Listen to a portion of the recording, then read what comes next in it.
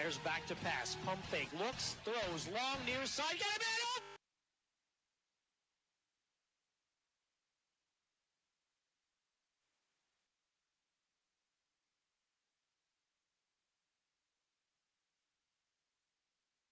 And it's happening right now. Tonight on Newstalk 790 WPIC, we feature a 1A semifinal matchup as the Wilmington Greyhounds face the Reynolds Raiders at Farrell High School. Our 2024-25 high school sports broadcasts are brought to you by Bill McCandless Ford in Mercer and Meadville. The Reinhardt's Agency. It's not the insurance they sell, it's the service that makes them better. Mancino's Driving School, where safe driving starts. The Cash Dollar team at Confluence Financial Partners, honoring our past, expanding our future. Two firms united to serve you. Visit us at confluencefp.com. Lock, Stock, and Barrel, serving giant subs since 1973. Shell Restoration, the area's #1 roofing, siding, windows, and gutter installer. Warner's Homes and Improvements, making dreams come true since 1958. St. Paul's in Greenville, a senior living community. Grove City Area Federal Credit Union, banking but better.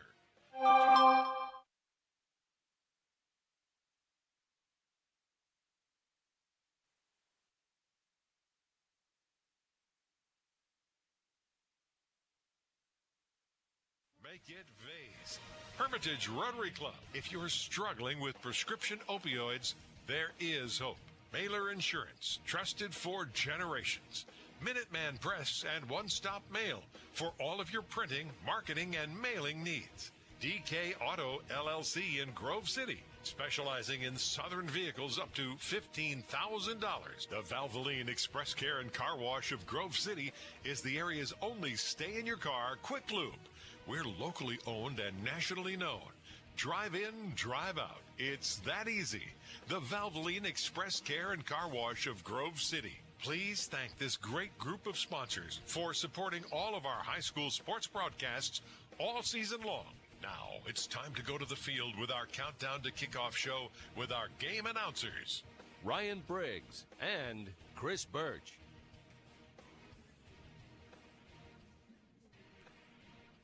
We are live here tonight at Farrell High School, the Pegues Sports Complex. It is the District 10 1A semifinals. Tonight, the top-seeded Reynolds Raiders take on, or the top-seeded Wilmington Greyhounds take on the number 4 seed, the Reynolds Raiders. Hi, everybody. Ryan Briggs along with Chris Burtch with you tonight here at Farrell High School. And, Chris, Reynolds' big win last week in the quarterfinals, a come-from-behind win, and 26-21 over Eisenhower. Wilmington, first action in 2 weeks for the Hounds. Yeah, and you know, again, you think about, 2 weeks off. You know, they were supposed to play Carn City 2 weeks ago, but they had to the Gremlins had to make up a league game that week, so they didn't play that one. And then last week, of course, Wilmington got the bye because they were the number 1 seed. So, yeah, 2 weeks off, and I know Coach Fillion kind of went back to work, working on some fundamentals, doing some things that maybe you do in camp. So, yeah, I think it was a pretty productive couple of weeks for Wilmington. On the other hand, Reynolds Raiders, maybe their best win of the year, come from behind win against a pretty good Eisenhower team. So, yeah, both teams kind of find themselves in different spots here as they head into the the kickoff for the semifinal. But still should be a great matchup. Teams met during the regular season. Wilmington a 56-9 victory. Obviously, the Hounds are the favorite, but Reynolds certainly a lot of momentum on its side. And last night Hickory showed no ill effects from rust or whatever for having 2 weeks off. Interested to see how the Wilmington Greyhounds handle having 2 weeks off. Yeah, I mean, both coaches, Coach Fillion and Coach Mull, talked about how that game could have been a lot different. It was Wilmington came out, scored their first couple of possessions. It was 14-0. Reynolds is driving. They got inside the 10-yard line. It appeared as if they were going to score. They turn it over. Wilmington scores, and kind of the route was on. So, I think both teams are looking at that first score. Reynolds thinking, hey, we do a couple things differently. We can be right in this game. Wilmington saying, hey, that don't be fooled by that score. This is a good team. This is going to be a real competitive game. So a lot to learn from that first game for both teams. When we come back, we will visit with the head coaches. We'll have the Minuteman Press and One Stop Mail starting lineups and we will take a deeper look at each of the teams. It's Wilmington and Reynolds here in the District 10 semifinals on News Talk 790 WPIC and Sports Radio 96.7 Facebook. Do you know that Mancino's driving? That's right. Mancino's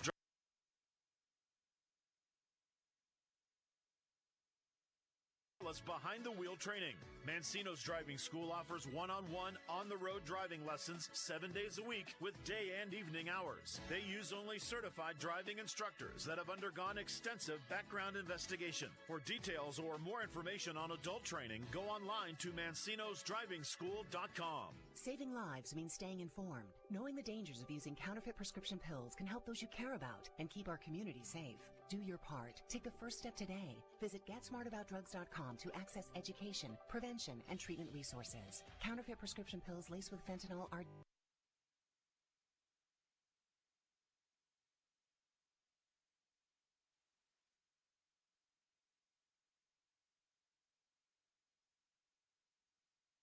The Opioid Settlement Fund. I've worked hard to make my house a home, and I expect my insurance to work hard too. That's why I'm with Erie Insurance and my local agent. They offer the service I deserve, the coverage I need, all at a price I can afford. Your local Erie agent in Hermitage is Reinhardt's Insurance. Get a quote at 724-342-2291 or visit reinhardts.com. Go to erieinsurance.com for company licensure and product details. Gosh, honey, what's got you all chef-tastic? You know, it's our kitchen remodel. It's got me all inspired. Oh, are you inspired enough to make dessert? As a matter of fact. Is it chocolate? Oh, it's chocolate! I love you. Get inspiration all your own with a brand new kitchen from Warner's Homes and Improvements. We create new kitchens that dreams are made of. We buy direct from the manufacturers using top quality materials with no shortcuts. The latest in style and functionality for a fair price. Call Warner's today and get inspired. Warner's Homes and Improvements on Route 19 in Mercer or online at warnersconstruction.com. Countdown to Kickoff is brought to you by Minuteman Press and One Stop Mail in Hermitage. Minuteman Press and One Stop Mail for all your printing, marketing, and mailing needs. And we are back here at Farrell High School. Ryan Briggs and Chris Burtch with you tonight. We have Aaron Biro back in the studio producing our game. And Chris, obviously, the teams know each other very well, having played you back at midseason. It was a Saturday night game, actually, at Reynolds, Wilmington winning 56-9, and certainly these are two teams that love to run the football. Yeah, and I mean, you think about kind of what the goals for both of these teams would be running the football, right? I think if you're Reynolds, you go into a game like tonight, knowing that if you can move the chains, if you can shorten the game, pick up first downs. Keep the clock rolling, keep Wilmington's offense off the field, and maybe make a few breaks here and there. You could kind of make this sort of that grinded-out, low-scoring game that I think Reynolds has to make it to win the game. And if you're Wilmington, obviously you're going to try to get your big play guys involved. So many. Chase Mitchelltree was the best player on the field when they played a month ago. Again.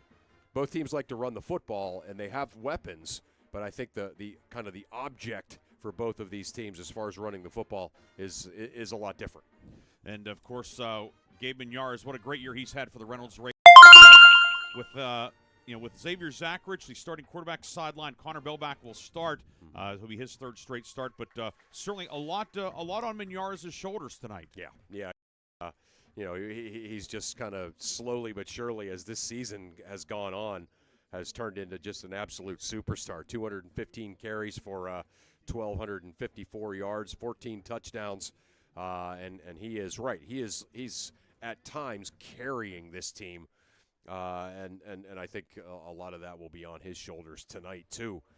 So he's been terrific. Connor Bellback again, putting up decent numbers. Kind of pressed into this. Quarterback duty as a sophomore. Parker Ney, good big play guy for Reynolds too. Big play Parker Ney. Big play Parker Ney. There it is. Yeah. I mean they definitely have some weapons that they could turn this game into a very different one than the one a week ago or a month ago. But yeah, a lot of that, the bulk of that responsibility certainly is going to fall on the very talented junior Gabe Minyares. And one thing, it's interesting. There will be exactly 0 seniors in the starting lineup for either team tonight. That's amazing. Yeah, that you and I have called a lot of games over the past 20 years. This might be a first in football.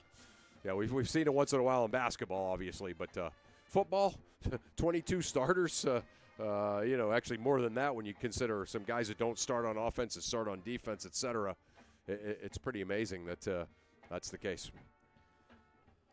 Crowd still filing in here tonight at Farrell. Temperature is in the high 40s right now. We'll probably be in the low 40s by the time we finish this one up. Of course, the artificial turf surface here, not a lot of wind. It's a beautiful night for football.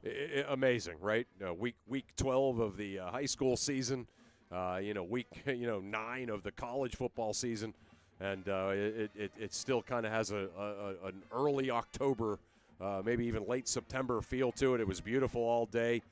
Still beautiful tonight. Certainly some light jackets and some ski caps in the crowd, but for the most part, no winter parkas. So not even for you. Not even for me, right? So it's pretty amazing. Wilmington and Reynolds tonight in the District 10 semifinals. When we will take a break. When we come back, we'll visit with the head coaches. Chris had a chance to catch up with Wilmington head coach Brandon Fillion, as well as Reynolds taskmaster Josh Mull. We'll have more pregame after this on News Talk 790 WPIC and Sports Radio 96.7 Facebook. Potential with Hermitage Minuteman Press. From eye-catching designs to professional printing, Hermitage Minuteman Press are your local experts. Boost your brand with stunning business cards, brochures, banners, apparel, and more. The Hermitage Minuteman Press team ensures top-quality results with lightning-fast turnaround. Plus, their marketing solutions will take you to the next level. Elevate your image and stand out from the competition. Experience excellence in printing and marketing at Minuteman Press today. Minuteman Press, 3170 East State Street in Hermitage. Online at hermitage.minutemanpress.com or follow them on Facebook. Mention this ad and receive 10% off your first order. Vay's Pub and Grill is proud to award the October 2024 Mercer County Team of the Month. Vay's is proud to announce that Grove City Boys Cross Country is the October Mercer County Team of the Month. Congratulations to Grove City coach Ben English and his state championship team, as they are the October Vay's Pub and Grill Mercer County Team of the Month. Congratulations to Grove City Boys Cross Country, the October Vay's Team of the Month.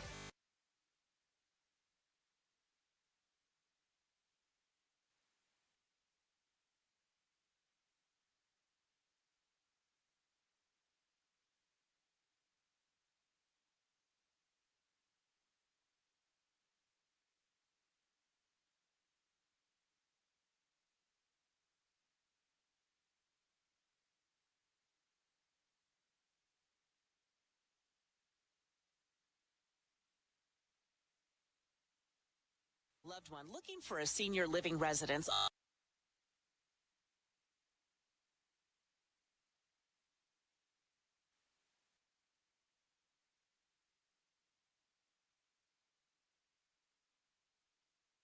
You need. St. Paul's makes it easy to feel at home. Call 724-588-7610 or visit stpauls1867.org today for more information or to schedule a tour. In 1973, Lock, Stock, and Barrel opened their doors and served their first of over 3 million giant submarine sandwiches.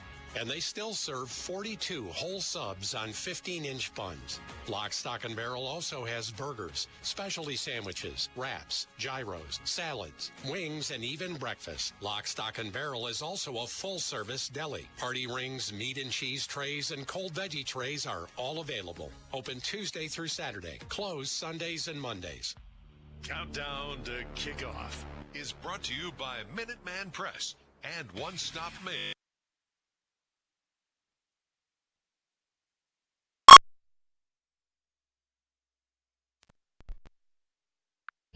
We're back on 790 WPIC, and I'm joined by Wilmington head coach Brandon Fillion. And coach, obviously a couple of weeks off, right? You didn't play that Week 10 game because Karn City needed to make up a league game, and then last week you got the bye for being the number 1 seed.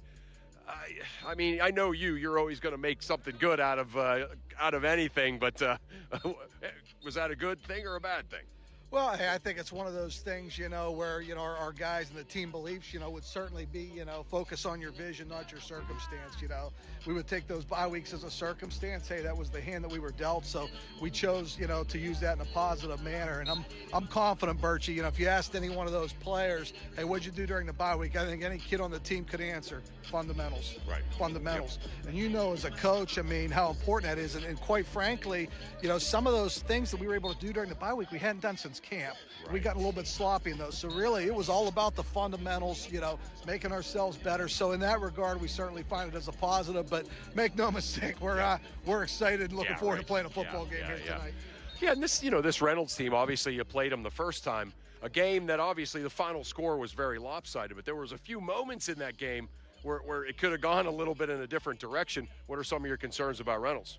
Well, Coach Mall and his staff, they do a great job, Chris. Not just a great team, but a great program. Year in and year out, they've had a lot of success, in this classification. And obviously our first year, being a part of this classification. So a program, we have tremendous respect for. But I think Reynolds, I would classify them as a scrappy football team. They're tough. They get off the ball. They're physical. So certainly, not a team that we're by any stretch taking for granted. We know they're going to come out here tonight. They're going to put their best foot forward, and we expect them to play a tough football game. Right. A couple of keys for your team to be successful. Well, I think, first and foremost, we have got to limit the mistakes. We can't turn the ball over. Hopefully on defense, maybe we're able to manufacture and create a couple turnovers of our own. And then the penalties. We've got to do a little bit better job. Our last game, it's hard to believe that it feels like forever ago that you and Briggs were on the last call. Game, right? Yeah, you guys had our last game on right. October 18th. Yeah. I thought we struggled a little bit with penalties that night. So, we've worked hard, again, with the fundamentals about, how to have that proper technique to avoid that penalty. So that's something that we would want to see eliminated tonight. And then I think, as far as the other keys would go, I think that offensively we want to establish, control the line of scrimmage, really let our offensive line go to work, and defensively limit the big play. We want to keep the ball in front of us tonight, make Reynolds keep snapping the football, and I think those would be a couple of our keys. And I would say that also just always like to mention what a pleasure it is to have you and Briggsy on the call. A lot of, as I think our listeners know, a lot of great memories I have with our radio broadcast with the two of you. So pleasure to have you guys on the call in the playoffs here this evening. Right. Coach, congrats on a great season so far. Best of luck as you start the playoffs. Hey, thanks, Burchie. Again, great to have you guys, and hopefully we'll get off to a great start here tonight. Talk to you after. Thanks. All right. Those are the thoughts of Wilmington head coach Brandon Fillion as he gets his Greyhounds ready for the first round of the playoffs. Pre-game continues on 790 WPIC.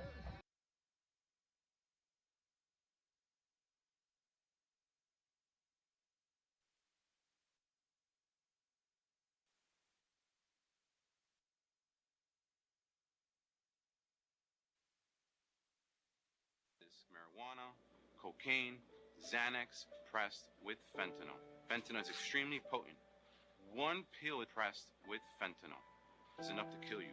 Contact Mercer County Behavioral Health, Inc. in Mercer, PA at 724-662-2230. Brought to you by the Hermitage PA Rotary Club and the Mercer County Opioid Settlement Fund. My car does more than take me from here to there, and I expect my insurance to do more too. That's why I chose my agent and Erie Insurance. They offer first accident forgiveness and the service I deserve at a price I can afford. Your Erie agent in Hermitage is Reinhardt's Insurance. Get a quote at 724-342-2291. Erie Insurance services are provided by...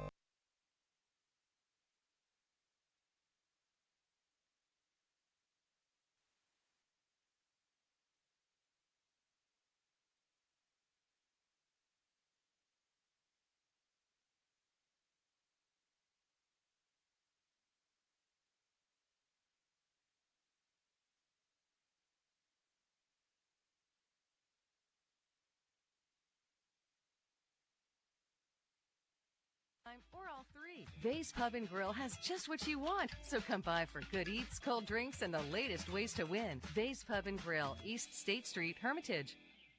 Stay refreshed and hydrated with Herman's Water, your go-to bottled water choice in the Valley since 1908. Herman's premium spring water is sourced from nature's purest springs, delivering a crisp taste that quenches your thirst. Say goodbye to dehydration and hello to hydration. Visit hermanswater.com to order your supply today that can deliver to your home or office for free. Ask about our new customer offer of 1 month free rental and 2 free bottles. Herman's Water, when taste matters.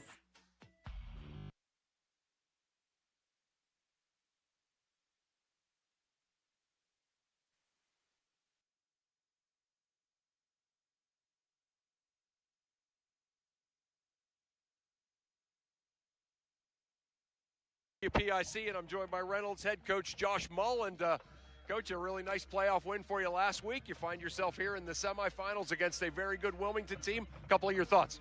Hey, anything can happen. You get here, great atmosphere, great football weather. We're just going to come out and have a little bit of fun.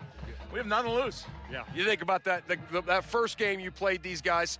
Obviously a lopsided final score, but certainly a game where a couple of things could have gone differently. What are some of the things that you're going to try to do here against Wilmington the second time? Not give up in the second quarter. How about that? Yeah. When things go bad, you have to make sure that you stay on track and you don't look at the scoreboard. 14-0.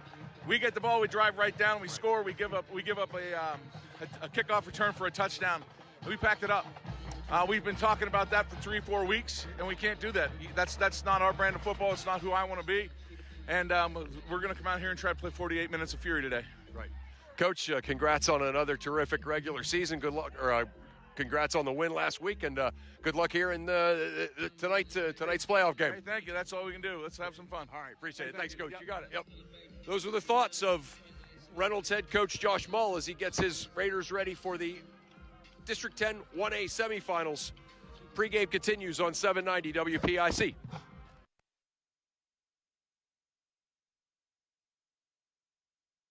Synthetic opioid, up to 50 times stronger than heroin, up to 100 times stronger than morphine. It only takes the tiniest amount to cause a fatal overdose. Although fentanyl is being mixed into almost every kind of drug, you wouldn't be able to see it, smell it, or taste it. Know the dangers. Contact Mercer County Behavioral Health, Inc. in Mercer, PA at 724-662-2230 or visit cdc.gov/stop-overdose. Brought to you by the Hermitage PA Rotary Club and the Mercer County Opioid Settlement Fund. Unlock your business potential with Hermitage Minuteman Press. From eye-catching designs to professional printing, Hermitage Minuteman Press are your local experts. Boost your brand with stunning business cards, brochures, banners, apparel, and more. The Hermitage Minuteman Press team ensures top-quality results with lightning-fast turnaround. Plus, their marketing solutions will take you to the next level. Elevate your image and stand out from the competition. Experience excellence in printing and marketing at Minuteman Press today. Minuteman Press, 3170 East State Street in Hermitage. Online at hermitage.minutemanpress.com or follow them on Facebook. Mention this ad and receive 10% off your first order. In 1973, Lock, Stock, and Barrel opened their doors and served their first of over 3 million giant submarine sandwiches. And they still serve 42 whole subs on 15-inch buns. Lock, Stock, and Barrel also has burgers, specialty sandwiches, wraps, gyros, salads, wings, and even breakfast. Lock, Stock, and Barrel is also a full-service deli. Party rings, meat and cheese trays, and cold veggie trays are all available. Open Tuesday through Saturday. Closed Sundays and Mondays. Join hundreds of runners and walkers on Thursday, November 28th to participate in the 37th annual Gobble Wobble. Thanksgiving morning 5K tradition brings together friends, families, and well-behaved dogs to enjoy a little exercise, fresh air, and friendly competition beginning at 9:30 in Beale Park. Registration is just $10 if you sign up before midnight on November 26th. This year's main event sponsors are Joy Baking Group and the Shenango Valley Foundation. All proceeds benefit the mission of Shenango River Watchers. For more information, visit ShenangoRiverWatchers.org.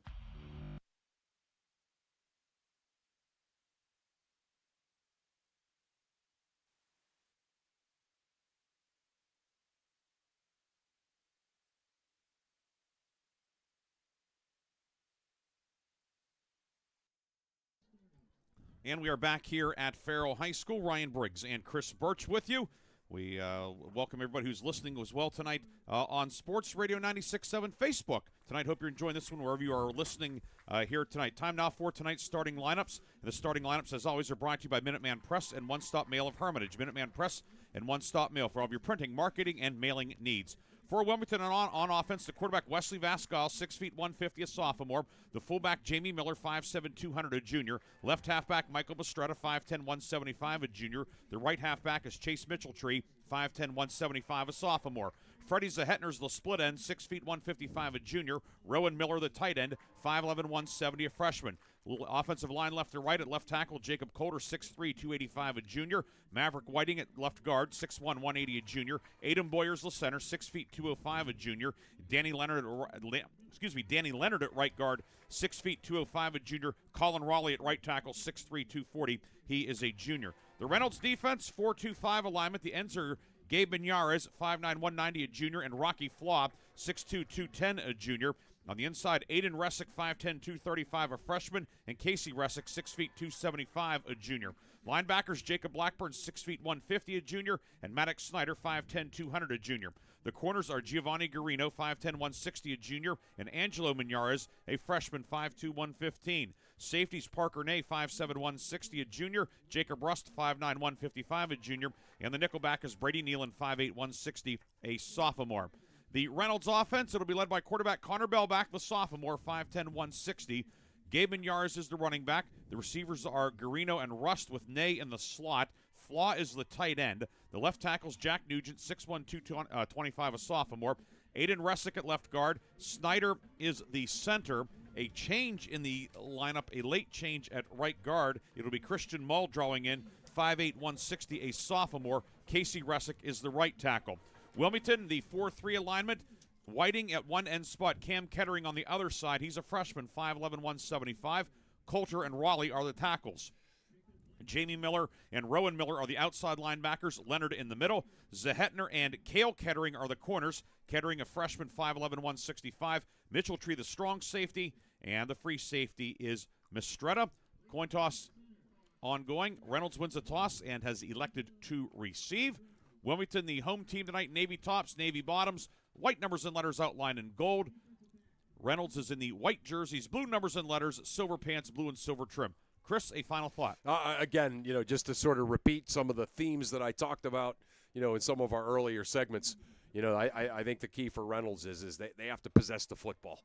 They cannot let Wilmington's offense get out there and, kind of make big plays. So that will require them to play, mistake-free football.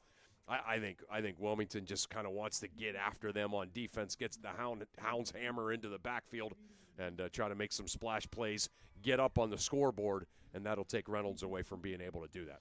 Try and make Reynolds have to throw the ball instead of want to throw the ball. Right, have to throw the ball, have to rely on kind of big plays, things like that. And, if that's the case, Reynolds is, obviously in some trouble. But we know Gabe Minares is talented enough, and this team is well coached enough that they could really flip the script a little bit on that first game. We will take our final break. We'll come back with the kickoff. It is Reynolds and Wilmington upcoming next. The District 10 1A semifinals on News Talk 790 WPIC and Sports Radio 96.7 Facebook. That's not just a room, but a sanctuary. At Warner's Homes and Improvements, they believe in taking the time to get it right. That's why they are proud to introduce their bathroom installation service, where done in a day is a thing of the past. Experience the difference of a bathroom designed for you, not the clock. Visit Warner's Homes and Improvements on Route 19 in Mercer or at warnerconstruction.com. Warner's Homes and Improvements, where your bathroom is our masterpiece. Don't rush perfection. I run a local business. With payroll, expenses, taxes, and equipment, taking care of business is a lot of work. But at my bank, I get mobile banking, online bill pay, and the financial advice I need to make the best decisions for my business. My bank is a financial partner I can count on. Mercer County State Bank. Member FDIC. Your community bank. Online at mcsbank.bank.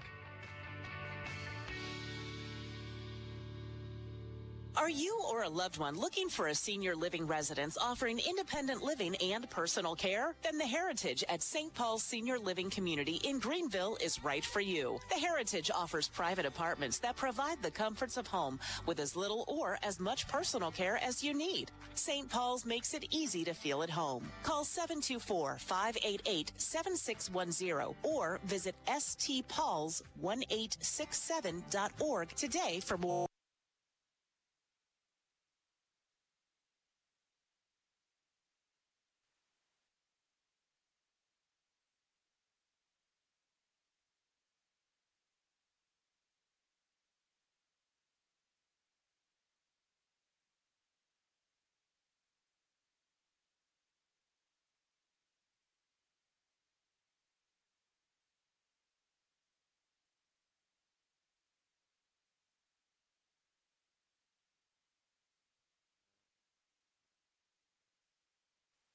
Federal Credit Union. Banking, but better. And we are here tonight at Farrell High School. Ryan Briggs and Chris Burtch with you. Aaron Bybro back in the studio. Don't forget, after the game, we will have the Reinhardt's Insurance Player of the Game and the Lock, Stock, and Barrel Play of the Game. Wilmington will kick off to begin the game. Hounds will go left to right away from the scoreboard here. I want to thank Assistant Athletic Director Eric Bell for all of his help before the game. A big help, as always, he and the staff here. Eric's in charge tonight because Athletic Director Ant Pegues is kind of busy. Yeah, he's busy tonight, yeah. He's the head football coach, of course. And Farrell playing Sharpsville, just a long post pattern away at Hickory High School. Yeah, how about that? Yeah, what a great game that will be. That one's over, of course, on Sports Radio 96.7. So two great ones on the network tonight. Ryder Turvo will kick off for Wilmington. Turvo, he's put together one of the better seasons for any local kicker this year. Just one missed PAT. Yeah, and Wilmington kind of has a history of great kickers, don't they? You go back in recent years with the Winters boys and just, a number of them. And perhaps his biggest asset is he's a guy that can consistently put the ball inside the 10-yard line on the kickoffs. Right. We'll see what he does on this one, as it will be Parker Ney and Brady Nealon deep for the Reynolds Raiders. And the District 10 semifinals are about to get underway. Turvo on the run-up sends this one downfield. It's going to hang up. It's going to hit and be fielded on the hop at the 9-yard line by Ney. Ney up the middle to the 20, and he'll be brought down there by Cam Kettering. A decent run back for Parker Ney. And Reynolds will put the ball in play just outside the 20-yard line to begin tonight's game. Yeah, I mean, again, good job by Ney not letting that kind of bounce around and hope that it went into the end zone. He just attacked it and got a couple of yards on the return, got it out to the 20, and that is where Reynolds will set up shop. 1st and 10, they will call it to 20. The ball is just inside the far right hash mark. Rust wide left. Bellback gets a low snap, and he will go over the right side, perhaps not intentionally a run for him, but the low snap kind of blew up things, and Jacob Coulter then finished off the play. The defensive tackle fires through, and Bellback brought down for no gain. Yeah, probably a good decision by Bellback. The timing was completely off on that play, so yeah, just kind of hoping to make something happen, but the defensive line for Wilmington, the Hammer, just kind of walling up there, nowhere for Bellback to go. 2nd down and 10 at the 20. They actually probably lost about 8-10 inches. The ball went from one side of the 20 to the other, but it is 2nd and 10 officially. Blackburn wide left, and they give this time is to Menieres into the middle of the line. He's going to be hit and driven back. Stacked up by Jamie Miller. We see Danny Leonard, the middle linebacker, in there among others. Cam Kettering again, the freshman starting at defensive end tonight. No gain. It is 3rd and 10. Yeah, I mean, you look at this defensive line for Wilmington. Certainly not the size that we're used to, right? As we think of some of those Hounds Hammer teams of the late 2010s that we would cover deep into November every year. These guys are small and fast, and you just nowhere to go.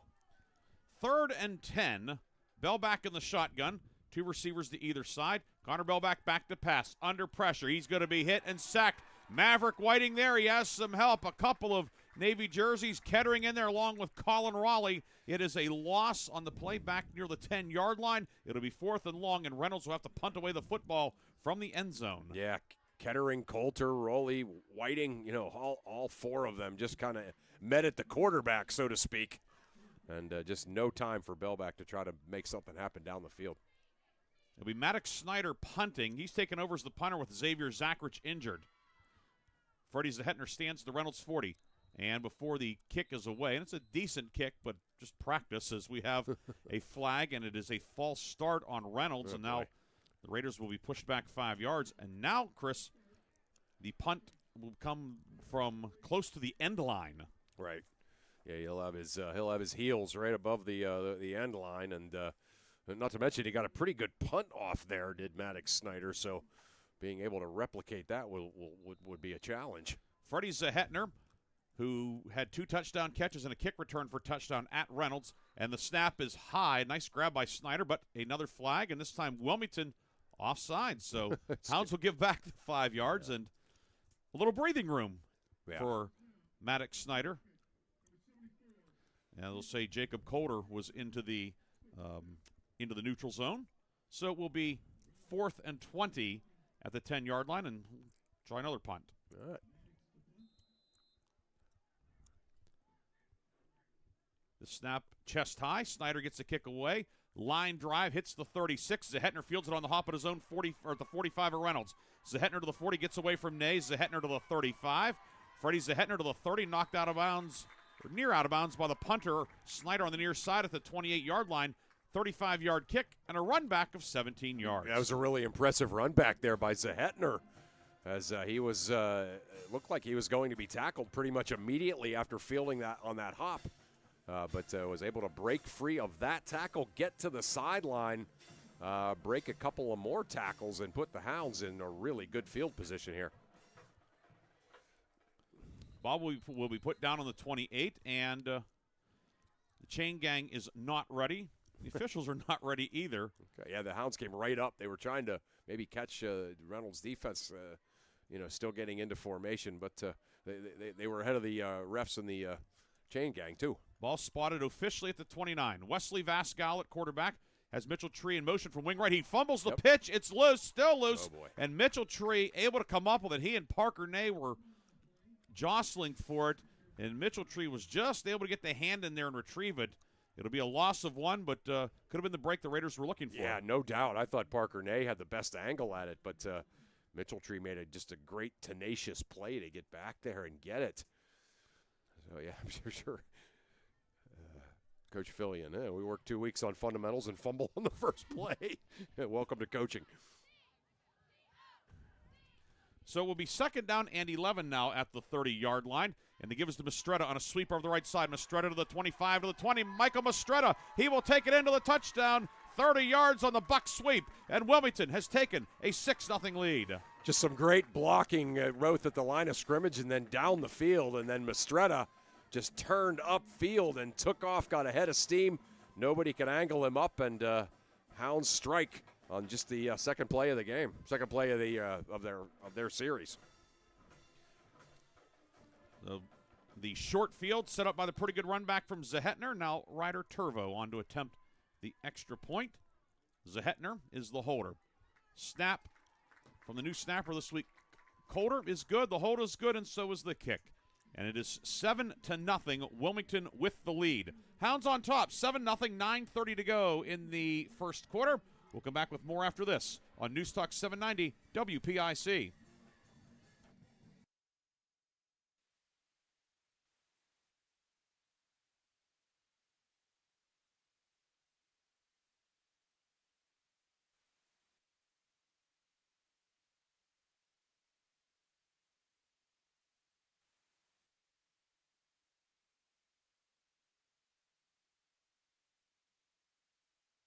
Shop 2J's N&B Custom Screen Printing with big city design right here at home. 2J's N&B Custom Screen Printing on East State Street in Hermitage.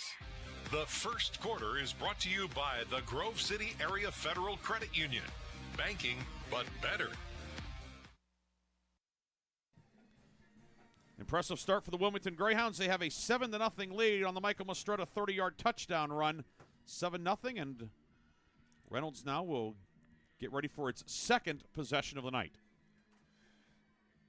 Yeah, Reynolds, obviously really needs to get something going on offense. That first series that they had was they just could not get anything going as Wilmington was able to dominate the line of scrimmage.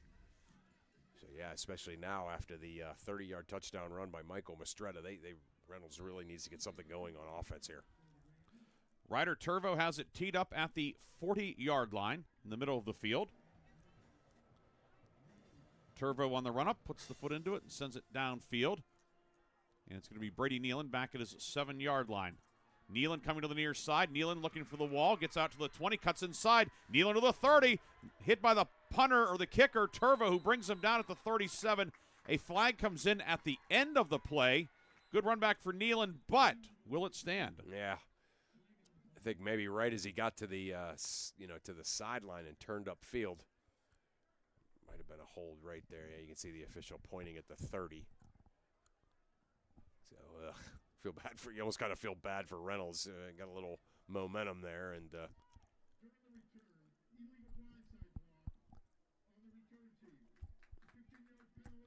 it's going to be actually not a hold, but the peel back block. Peel back, yeah. So that's actually worse. It's 15 yards from the spot So instead of the ball being out past the 35, this drive is going to start at the 15-yard line for Reynolds. Right. So already they had one long field and facing another one here with 9:18 to go first quarter. Right. That's one if you're coaching Reynolds, you think, gosh, can't you just miss that call? Because it was absolutely the right call, but frustrating for Reynolds. 1st and 10, the give is to Gabe Mignarez. Mignarez into the middle of the line, and perhaps a yard runs right into Jacob Coulter, defensive tackle, along with his partner inside, Colin Raleigh. A gain of 1 to the 16-yard line. It will be 2nd down and 9 for Reynolds. Moving right to left here in the first quarter. Yeah, Coulter and Raleigh, they're the exception to what I said earlier, that Coulter's 285, Raleigh's 240. They look like the guys that would have been on the the 97 team or something, or those state championship teams. Right. Yeah, the DNs are 175. That's where it's different. 2nd and 9. The give is to Mignarez on a delay. Pops through a hole. He's at 20 to the 25. Mignarez, a stiff arm, has the first down and a lot more. 35, and it'll be nudged out of bounds by Mastretta and Cam Kettering. But Mignarez picks up 20. Give him 21 out to the 37-yard line. It'll be a first down for Reynolds. Yeah, that's what he can do, right? I mean, we know. We've seen him do that all season long, and finally able to find just a little bit of running room. And, he got out there, turned the corner, went down the sideline, and picks up a big first down and then some for this Reynolds offense that had really been sputtering. Mignarez, 1,254 yards on the season coming in, and he adds 21 to that. Gets the handoff from Bell back here, and he's going to get to the line of scrimmage, but no further. Maverick Whiting crashed down from his defensive end spot. Outside linebacker Rowan Miller also there. No gain. It will be 2nd and 10. Yeah, the timing was off on that play. He got the handoff kind of at the end of where, maybe a second and a half later than he should have gotten it, and by then the blue shirts were swarming. Brings up 2nd down and 10. Ball at the 37-yard line. The give to Parker Ney this time. His first carry of the evening. Hesitates, heads upfield to the 45. Ney hit right near the lead stick. Parker Ney will have close to 10. In fact, they may give him 10. Jamie Miller and Cam Kettering there to bring him down, but Parker Ney, who's been so dynamic at defensive back and as a kick returner and a receiver, he's a pretty good runner too. He's a good runner, yeah. I mean, remember, Ryan, we saw this Reynolds team earlier in the year in a loss to Sharpsville. But, we couldn't get over just how good this Reynolds team was at running the football. And, the Wilmington game didn't go that way. But, Sharpsville competed with Wilmington, so it's right there for them.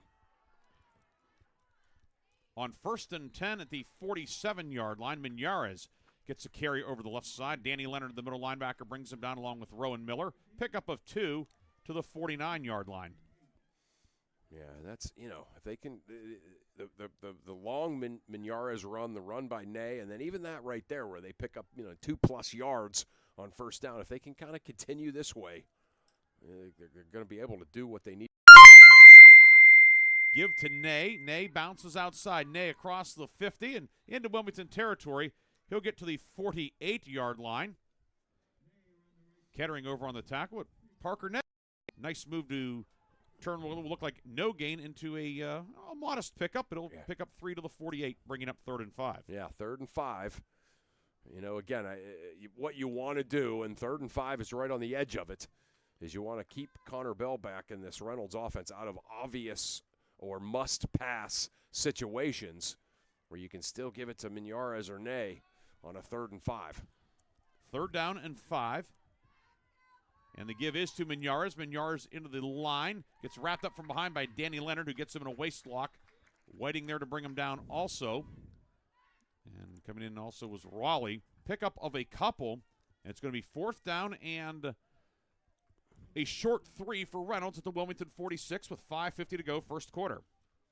It looks like they're going to keep the offense on the field, at least for now. Why not? Yeah. Like Coach Mull said in the pregame interview, nothing to lose. 4th down and the better part of 3 yards. Bell back in the shotgun, give it to Ney. The backs run into each other. Ney nodges one man, heads upfield. Ney's going to get the first down and more down to the 35-yard line. Zahetner brings him down. It looked like a disaster for Reynolds, but Parker Ney, he's made a lot of big plays. Put that one on the list. How about the play was kind of blown up. So he was just, like someone on the run just trying to get away from people and able to break one tackle, bounce out, find a little bit of open field, and get a big first down. And I think Wilmington is taking a timeout. Brandon Fillion is out at the numbers, and he is exhorting his team right now. Yeah. 5:19 to go first quarter. Reynolds on the move. Ninth play of the drive upcoming. A new set of downs for the Raiders. They trail 7-0. We'll be back in 30 seconds on News Talk 790 WPIC. This is XYZ Insurance. How can I help? I have a question about my home policy. Okay, question about phone policy.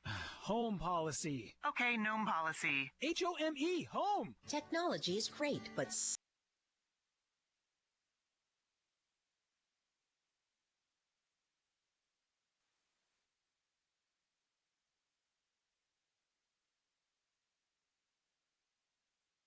affiliate. Go to erieinsurance.com for company licensure and product details. The first quarter is brought to you by the Grove City Area Federal Credit Union. Banking, but better. Reynolds football, 1st and 10 at the 35. Parker Ney, a 12-yard run on 4th and 3 when it looked like he was going to lose yardage. Belback gets the snap, fakes the handoff, and he'll follow Ney around the right side. Connor Belback lowers the shoulder. He's down across the 30 to the 28-yard line. And it will be second down and call it. Actually, going to put it down at the 27-yard line. So Belback picks up 8. Whatever the height and weight they list for Belback, that is rather erroneous. He's, it's they list him about what? I think the one roster said 5'8" or something. He's closer to about 6 feet, probably 180. Yeah, right. And he's used that strength well there on that play. Yeah, no doubt. I want to get on that scale, Chris. Yeah, right. 2nd and 2, give us the Ney, winding over the right side, hit, spun from behind, and Raleigh will bring him down. Coder there to finish him off, along with Rowan Miller. Parker Ney, no gain. It's going to be 3rd down and 2 now for Reynolds, with 5 minutes to go in the first quarter. 7-0 Wilmington with the lead, but Reynolds, an impressive drive here. Had a 4th down conversion in there.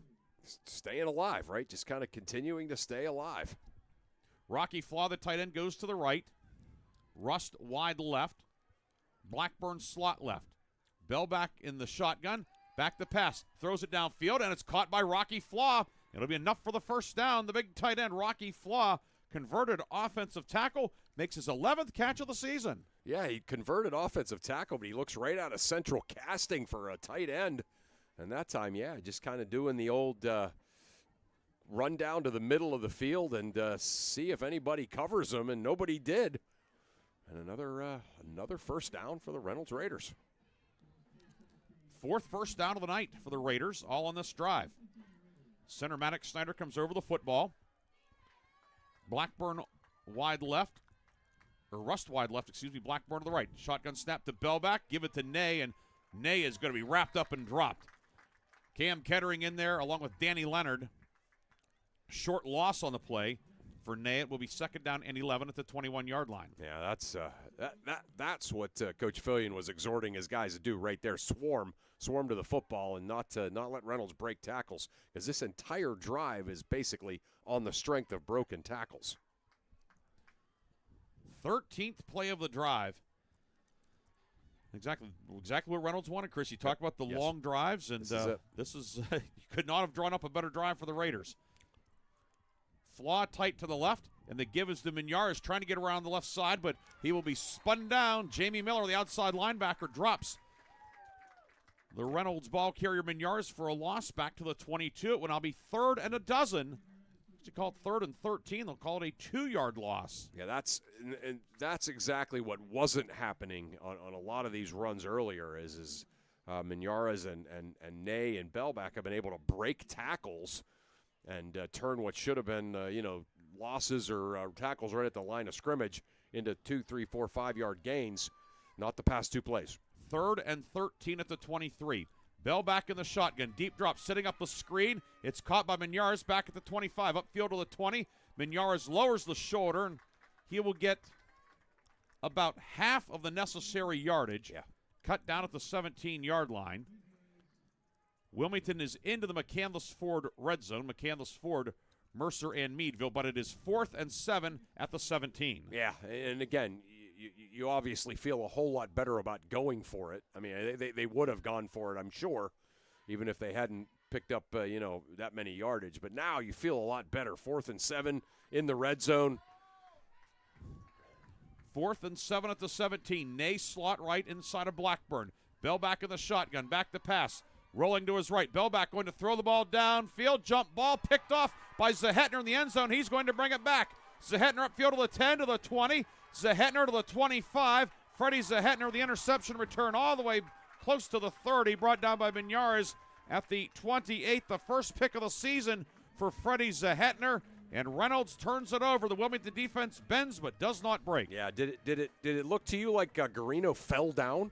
Like they were jostling for position as the ball was in the air, and Garino, the receiver that was out deep there, fell down, and that allowed Zahetner to get that interception pretty much uncontested, and then got a pretty good return. It will be 1st down and 10. Wilmington at the 28. Greyhounds send Zahetner wide to the right on the short side of the field, double wing set, and the give is off right tackle to Jamie Miller, the fullback. Picks his way upfield, gets out to the 35. Rocky Flaw brings him down, but a quick 7 for Jamie Miller on his first carry of the night. Yeah. Quick update, Briggsy. Cambridge Springs strikes first. They're up 6-0 on Greenville in the other 1A semifinal. And in the 2A title game, Gino Curry has scored for Sharpsville, tied at 7, minute 46 to go, first quarter. All right. So we each had an update. Nice. That's division of labor. And here it is 7-0, Wilmington with the lead as we approach the 1-minute mark in the first quarter. Vascal under center, turn pitch goes to Mitchell-Tree. Mitchell-Tree upfield to the 45. Mitchell-Tree into the open, to the 40, to the 30, brought down by Parker Ney inside the 30, down to the 28-yard line. Chase Mitchell-Tree on the toss power will pick up 37 yards. Yeah, that's one of those plays right there that, you could go back like when I was in high school. Wilmington was running that play, and they had a running back that was really good at finding that seam, and the blocking downfield was great. Got a flag. Wonder if it's a sideline warning. Oh, okay, yeah. Yeah, that's it. All right, good. So it's just a warning, but if it happens later, it would be a penalty. Okay. Very cordial conversation between the officials and Coach Fillion, and then he turned around and not so cordially told his guys to stay back. It'll be 1st down and 10 at the 28, and then we have a whistle, and officials will confer. Don't know whether we have a clock issue or maybe something with the play clock.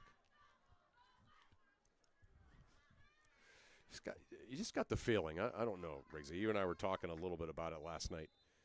Greenville's going to have their hands full of Cambridge Springs. Yes, they are. I don't know why I have that feeling. Well, that game was that was a tight game when they played up north. 1st and 10 at the 28. The give is to Cale Kettering. Jet sweeper on the left side. Kettering bouncing outside of the 20 to the 15. Cale Kettering will take it in. Touchdown Wilmington. Cale Kettering, the freshman, sweeping around the left side.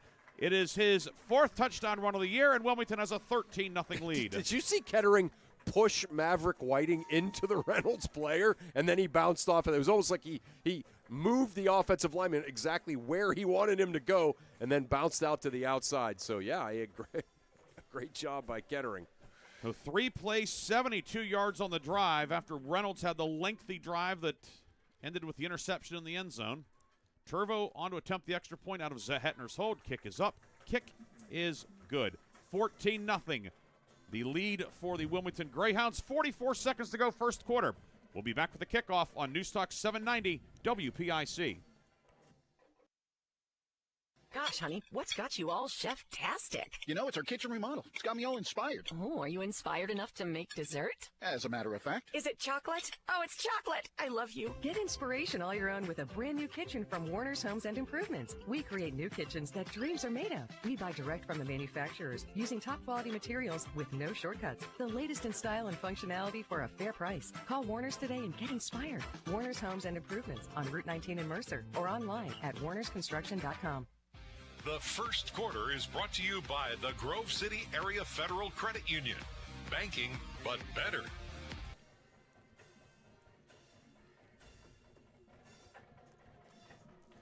We are back here at Farrell High School. Ryan Briggs, Chris Burtch with you. Wilmington a 14-0 lead. A couple of touchdown runs in the first quarter. Michael Mastretta on the old-fashioned buck sweep 2.5 minutes into this. And then on the last offensive play, Cale Kettering, 28 yards on a jet sweep the other side. But these young backs for Wilmington, we talk about Miller and Mitchell-Tree, but Mastretta and Kettering, they are more than just complementary players. Yeah, they got great speed. And they also change directions really quick. And, obviously the one thing that is so apparent about this team, this Wilmington team, is they just have so much confidence and they know the offense so well. When you see this Wilmington offense, you just realize that this is, the benefits of a program, right? And they run the same thing every year, and they're good at it, and they've been running it since they were little kids. Turvo's kick, a short one, bounces at the 15 and just checks up right there. Picked up by Ney at the 13. Ney far side outside the numbers, and he's going to be brought down at about the 22 by Maverick Whiting. That is where the Raiders will begin their third drive of the night. 40 seconds to go in the first quarter, facing a 14-0 deficit. Yeah, it's kind of an uphill battle. Certainly, we knew it would be. But Reynolds able to kind of do exactly what we said in the pregame that they needed to do. But then they turn the ball over in the end zone, and then another quick score by Wilmington, and just like that, it's 14-0. That certainly Reynolds can stick to that game plan, but they have to kind of get something on the board here soon. 1st and 10, the ball at the 23. Reynolds moving right to left. Bell back in the shotgun, gives to Miñarez on a quick opener. He's into the secondary to the 35, brought down by Mastretta and Mitchell-Tree, but Miñarez on the quick opener gets a quick 13 yards. That was a great play, right? Some great blocking right at the line of scrimmage, and Miñarez is that kind of back. You just find yourself like grabbing at air. He's already past you. You're kind of just waving at him. Yep. So first, it's like you're swatting at a gnat or something. He just passed you. It's gone. 1st and 10. Miñarez 8 carries, 38 yards tonight. Ball at the 37-yard line. Ney in motion right to left. Give the Ney on a jet sweep. He will cut into the middle of the line. He cuts right into middle linebacker Danny Leonard. No gain on what will be the final play of the first quarter.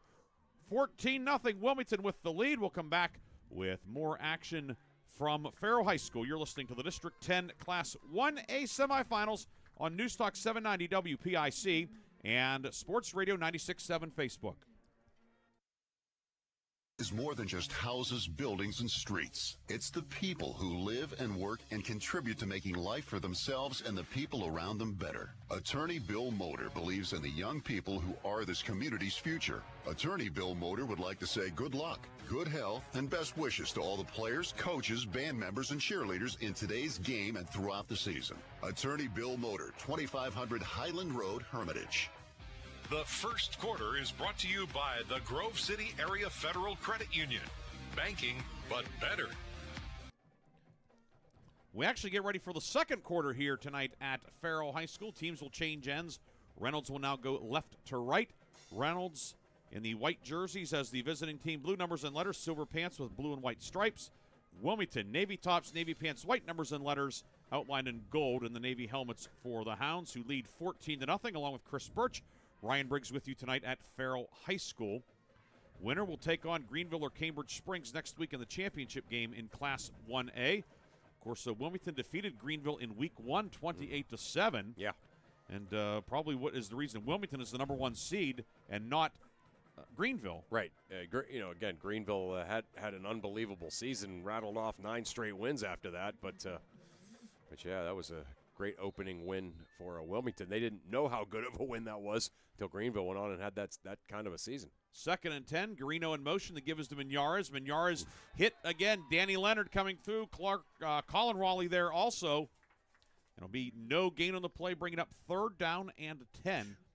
And I know that you will appreciate this reference. You see Danny Leonard at middle linebacker wearing 64. Yeah.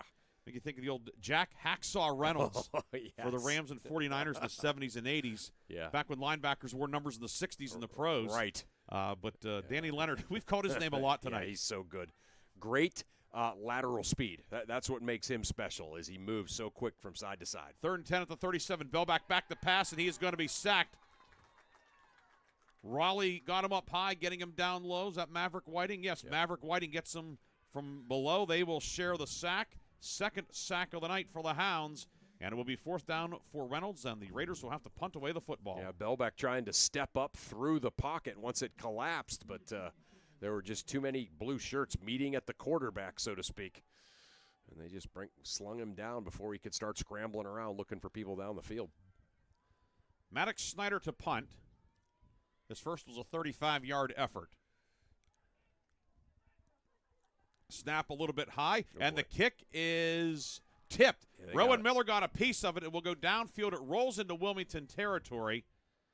And then it's down at the 42-yard line. That ball was still rolling. I think it's his teammates are talking to him. One of the Reynolds guys down there just jumped on it. That was Aiden Ressick. Yes, it was 4 of them there. Ressick came flying through and downed it, and the other 4 kind of looked at him like, what are you doing, dude? And it is down at the 42, 27-yard punt, but it was Rowan Miller who got a hand on it. We saw the referee giving the old, almost like a foul tip signal. Right. The 1st and 10, Wilmington. Ball on the far right hash mark. And Mitchell Tree in motion. Vascal will give it to the fullback, Jamie Miller, and he will get nothing. Rocky Flaw there to bring him down along with Aiden Ressick, who I think he redeemed himself with that tackle. Yeah, no doubt.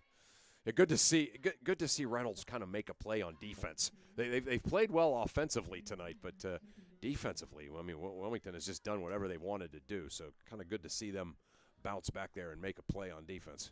2nd and 9 at the 43-yard line.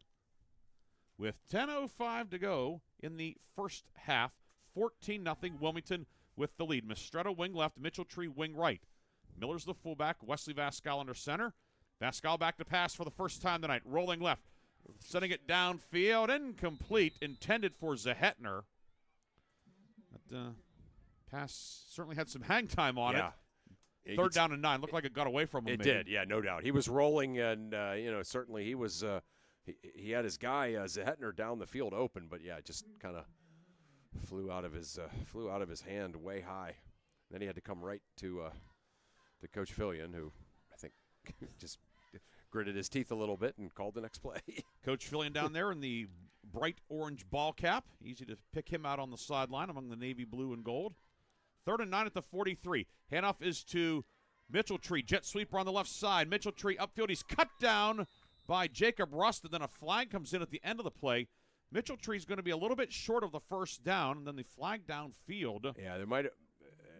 It looked as if maybe one of the Hounds was blocking down the field, and even though it didn't affect the play because Mitchell Tree went out of bounds, I think it might have been an illegal block away from the runner. Mitchell Tree cut down at the 49-yard line. It would be 4th and 3. Penalty is going to be announced. It is a hold against Wilmington. Yeah, it was kind of right in front of Mitchell Tree. So Mitchell Tree was heading to the sideline, got chopped down right there on the sideline, but the block was more to the middle of the field. And so the penalty will be enforced from the end of the run, so it will now be 3rd and 13 at the 39. They went over and asked the Reynolds sideline, what do you want? If they decline the penalty, it would be 4th and 3, just short of midfield. So it's one that's not the easiest decision necessarily. No, it's not, right. That's about as tough as it goes for that kind of a decision. But it will be 3rd and 13 back at the 39. I think I would have done that too. Zehetner wide right, double wing set, 4-man front for Reynolds. Vascal rolling right. Vascal under pressure on the run, throws it downfield, caught on a comeback by Zehetner, and he'll be cut down at midfield.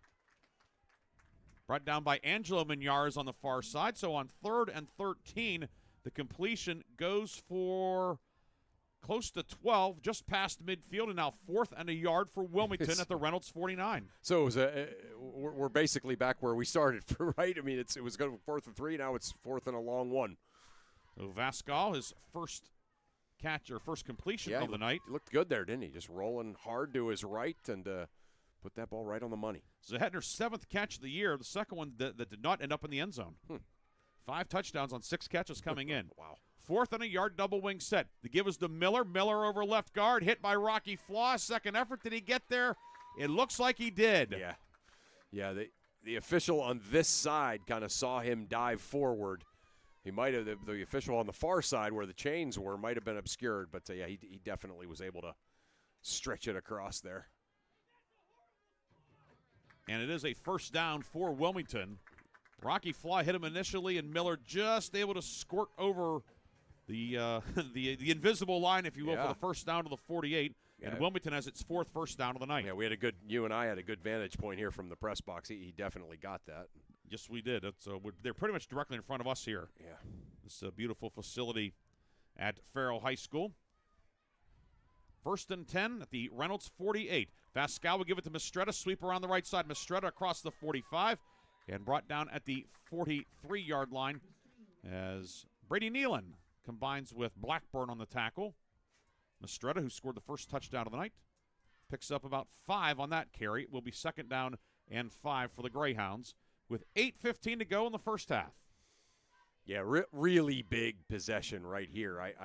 It's obvious, but just kind of at the game, you can feel it. Big possession right here for Reynolds. If Reynolds can somehow stop Wilmington from scoring here and get the ball back, you feel like that's a huge victory. Whereas Wilmington scores, goes up 3 touchdowns. That's trouble. Vascal will give it over the left side to Jamie Miller. Miller across the 40 to the 35 and brought down to the 33 by Parker Ney. And Jamie Miller, it doesn't take him long, Chris, to get to a full head of steam. No, it sure doesn't. Yeah, that's what he's really good at. He's the guy, too. It seems like he always gets the football in kind of a misdirection. And so you got guys running as hard as they can away from him, and all of a sudden he comes out of there with a full head of steam going the opposite direction of half of your defense. And that's where he is so dangerous. Miller came in 659 yards on the season. Mitchell Tree was 634. Vascal back to pass. Far side on the stop route, caught by Zehetner. Gets around the defender. Freddie Zehetner. He will dive for the pylon. Is he in? Touchdown, Wilmington. Freddie Zehetner, his 6th touchdown catch of the season. 33 yards out. It is 20-0 Wilmington. Yeah, Vascal certainly making up for that one flyer that he threw. Another just perfect bullet. Zehetner made a nice move, got by one defender, and able to get the whole way into the end zone. Certainly, coaching staff for Reynolds going to say, hey, to their cornerback, say you can't give that guy that much space. Freddie Zehetner scores his 6th touchdown of the season through the air. And now Turvo on for the extra point. Zehetner holding. Kick is up. It is good. And it is 21-0 Wilmington with 7:02 to go in the first half. We'll take a break. Come back with more second quarter action on News Talk 790 WPIC. Did you know that Mancino's Driving School can give you your driver's test? That's right. Mancino's Driving School provides an approved Pennsylvania Department of Education certified driving course as well as behind-the-wheel training. Mancino's Driving School offers one-on-one, on-the-road driving lessons 7 days a week with day and evening hours. They use only certified driving instructors that have undergone extensive background investigation. For details or more information on adult training, go online to mancinosdrivingschool.com. The second quarter is brought to you by the Cash Dollar team at Confluence Financial Partners. 2 firms united to serve you. Visit us at confluencefp.com. 21-0 Wilmington with the lead. 7:02 to go in the first half. Ryan Briggs, Chris Burtch with you. Chris, do you have any updates for us? I sure do. Yeah, the Greenville they scored a touchdown and made the extra point, so they're up now 7-6 as that game heads into the second quarter. And this update you gave on the Farrell-Sharpsville game, 7-7, that is the score as they head into the start of the second quarter. And that game is on Sports Radio 96.7. Here we have 7 minutes and 2 seconds to go in the second quarter, and Wilmington has opened up a 21-0 lead. 3 possessions, 3 touchdowns for Wilmington, 2 on the ground, and then moments ago a 33-yard touchdown catch, Freddie Zehetner on the receiving end from Wesley Vascal. Yeah, it will be Ryder Turvo to kick off. Go ahead, Chris. I was just going to say Wilmington's offense has just been exceptional. Great execution and, big plays all around. Turvo on the run up. Puts the right foot into it. It's going to bounce at the 16 and be fielded now at the 15 by Brady Nealon. Nealon near side, outside the numbers. Nealon to the 35, gets a block. Nealon to the midfield line, and Nealon into Wilmington territory. Knocked out of bounds by Maverick Whiting and Cale Kettering. So Brady Nealon, a big run back. Okay. He's had a couple of nice run backs tonight. Yeah, he sure has. That one, obviously, the big one. Was able to find the sideline, break a couple of tackles, and Reynolds, continuing to show that, hey, they could get themselves back into this game. They just have not been able to find the end zone. 38-yard run back for Brady Nealon, the sophomore, who starts on defense. Don't see him a lot on offense, but I'm sure he's pointing at those kick returns and saying, hey, Yeah. Coach Ball, I can do some things. 1st and 10, Reynolds. Connor Bell back out of the shotgun. Back the pass, throws it underneath, and incomplete off the hand of Rocky Flaw. The pass was behind him, and Danny Leonard nearly had an interception, but it falls incomplete. Yeah, that was behind Flaw. Lucky for Reynolds that wasn't intercepted. Flaw able to just get his arm up and get a kind of a paw on it that changed the trajectory. Otherwise, two Wilmington guys would have been fighting over the interception. Instead, it is 2nd down and 10. The ball was pretty much in the middle of the field between the hash marks. Blackburn deploys wide left. Flaw is a tight end to the left. Backs on either side of Bell back in the shotgun. He gets a snap, give to Mignarz over the left side. Mignarz upfield to the 40, keeps the legs churning, and he'll pick up about 9 on that 2nd down run. And it will be 3rd down and a long yard upcoming for Reynolds. So Mignarz, 47 yards tonight on good. 10 carries. He's really good. I mean, we knew that. I'm not saying that like I'm surprised, but this Wilmington defense is really good, and Mignarz is picking up big chunks of yards against them. 3rd down and a yard. Reynolds, 1 of 5 on 3rd down. The give is to Ney. Ney over the right side has the 1st down and then is driven back. Took a big hit from Mistretta. Whiting and Coulter in on the tackle, but Parker Ney will pick up a couple, and Reynolds has its 6th first down of the night. And a new set of downs at the Wilmington 36 as we approach the 6-minute mark of the 2nd quarter. Reynolds moving left to right away from the scoreboard towards the home locker room here at Farrell. Wilmington, of course, the designated home team here on the near sideline. Yep. Yeah, pretty much about what, 80% capacity here. The Wilmington filling up the Farrell stands. Play clock down to 5. Bellback awaiting the snap from center Maddox Snyder. Gets a snap, give to Mignarz. Follows Ney over the left side. Now Mignarz cuts off left tackle and gets down to the 31-yard line. Danny Leonard in on the tackle along with Cam Kettering, but Mignarz picks up 5 more. And Reynolds has done a lot of good things offensively, Chris. Yeah, they really have. They really have. Again, the receiver falls down in the end zone, and Wilmington gets the interception. If they could have scored on that drive, you get the feeling this game would be vastly different. It'll be 2nd and 5 at the 31-yard line. Bell back in the shotgun, Ney to his left, Mignarz to his right. Greeno in motion, and then moving up front as Reynolds. Not everybody on the same page there. It's going to be a 5-yard mark off, and now be 2nd and 20, or 2nd and 10, at the 36-yard line.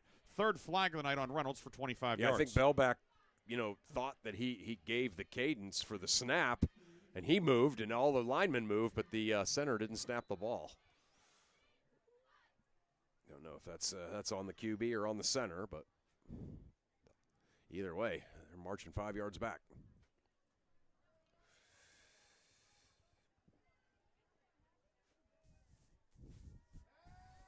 Bellback back to pass, setting up a screen caught underneath by Mignarz. Mignarz giving ground, and then Raleigh is there to bring him down.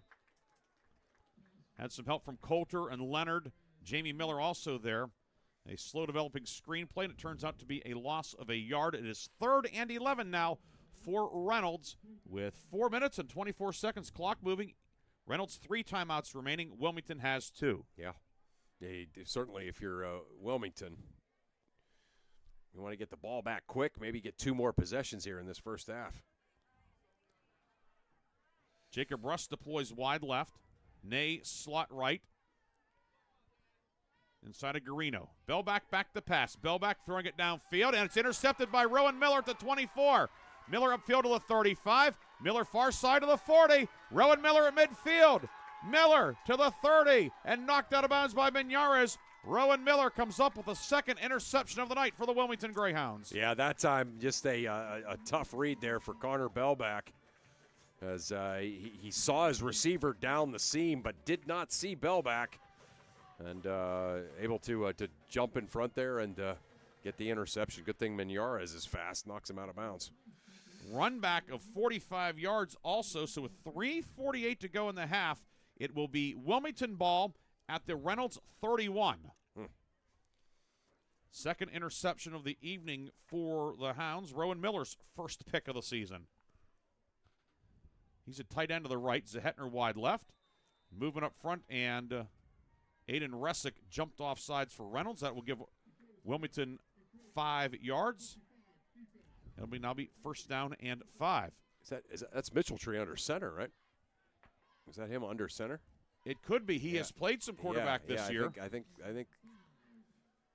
that's what they're doing here on this series. We'll see if they run some option, the midline or veer. It's a wrinkle they have that it's a nice luxury. Yeah, okay, now there he's going under. Yeah, he's going under center. Yep.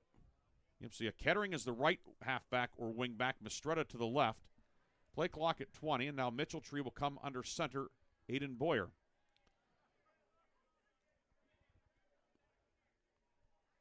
First and 5 to 26. Kettering in motion. And on the option, Mitchell Tree will give it to Miller.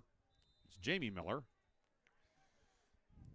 And Miller to the 22-yard line. It'll be second down and short upcoming. Yeah, we saw this against Sharpsville a couple of weeks ago. We saw this wrinkle by Wilmington. Second and a yard. Double wing set again. Mitchell Tree will come under center. Tight end to the left is Rowan Miller. And this time the Mitchell Tree will fake the handoff. He'll keep it and be wrestled down as Jack Nugent drops Mitchell Tree for a short loss on the play. It's going to be third down and call it 2 back at the 23-yard line. Yeah, I'd say Nugent had him in a stranglehold. Yes, he did. Good one, Chris. 2:55 to go. Clock turning. It's 3rd and 2. Wilmington 0 for 1 on third down tonight. Mistretta wing left, Cale Kettering to the right. Jamie Miller's the fullback. Ball in the far right hash. Zahetner wide left. 6-man front for Reynolds, and now Wilmington will take its second timeout of the half. We'll take a timeout as well with 2 minutes and 40 seconds to go in the half. Wilmington on top, 21-0. We'll have more District 10 playoff action after this on News Talk 790 WPIC and Sports Radio 96.7 Facebook.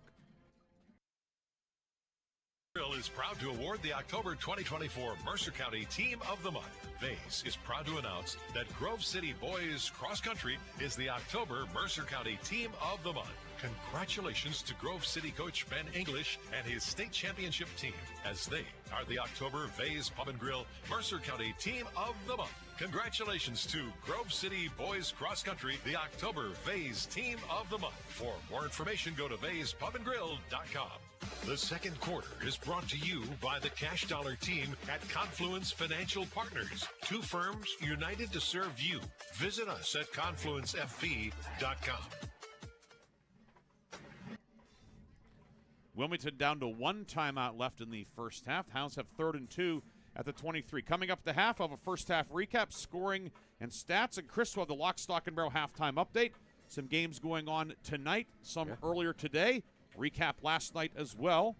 Let me take a look at the college football scoreboard as well.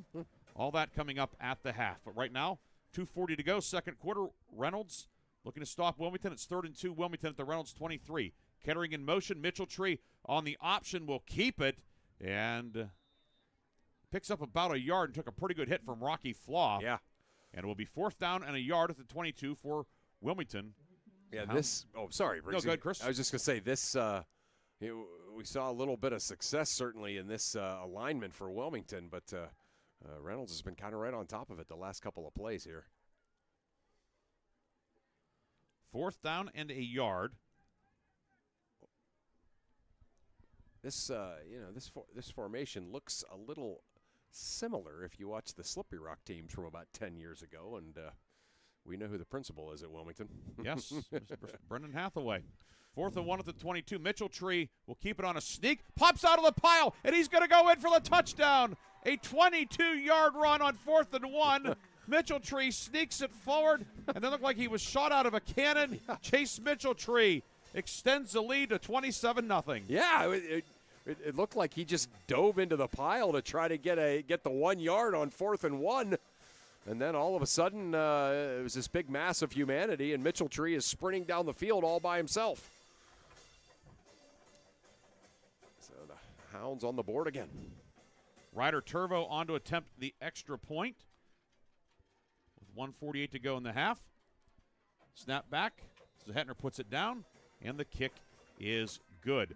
4 plays, 31 yards set up by the Rowan Miller interception run back. And Mitchell Tree scores on 4th and 1. 28-0 Wilmington with the lead. We'll come back with more second quarter action after this on 790 WPIC.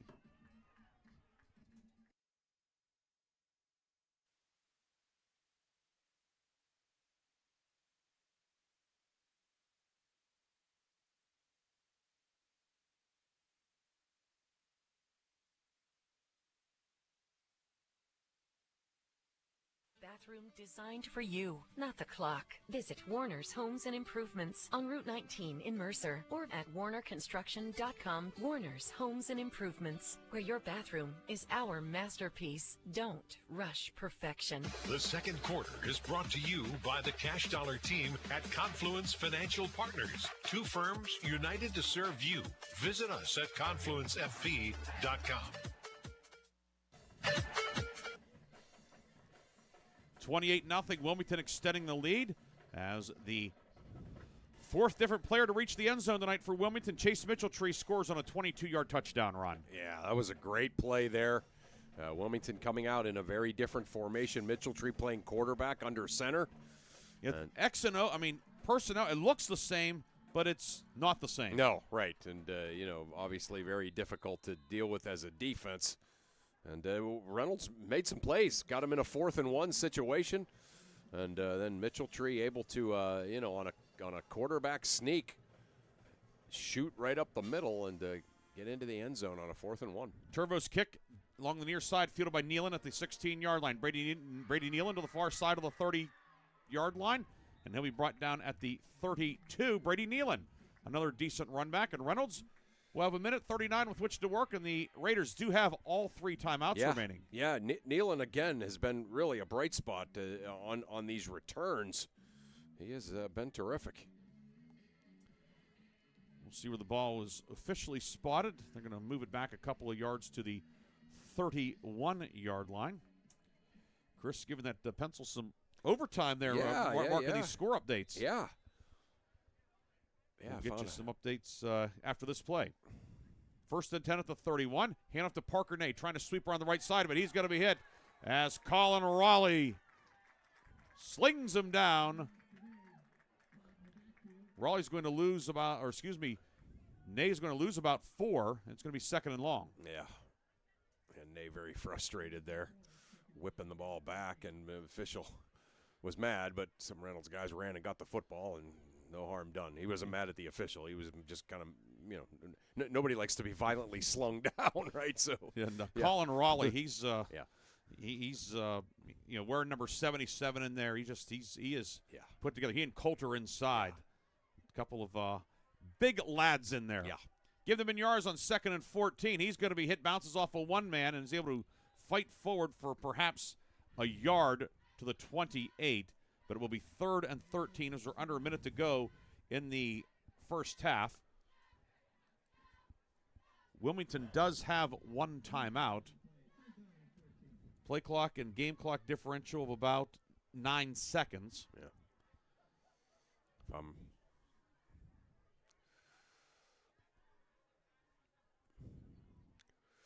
If I'm Reynolds, I'm not in a big hurry here. We'll see what the Raiders elect to do on this 3rd and 13 at the 28-yard line. Bellback, back to pass. Bellback, he's going to throw it downfield, and it is intercepted. Freddie Zahetner comes up with the interception, at the 37-yard line. His second pick of the night, and with 8 seconds to go in the half, Wilmington has its third takeaway. Yeah, Zehetner is a heck of a weapon for this team on both sides of the football. That time able to just stretch it out there and make a great catch as a defensive player. As an acrobatic interception, if you will. You don't usually hear that expression used, but that was unbelievable. Freddie Zehetner, he's had himself a pretty good night tonight so far. 2 catches on offense and 2 catches on defense. Yeah, how about that? And Wilmington has the ball with 8 seconds to go in the half at the 37-yard line.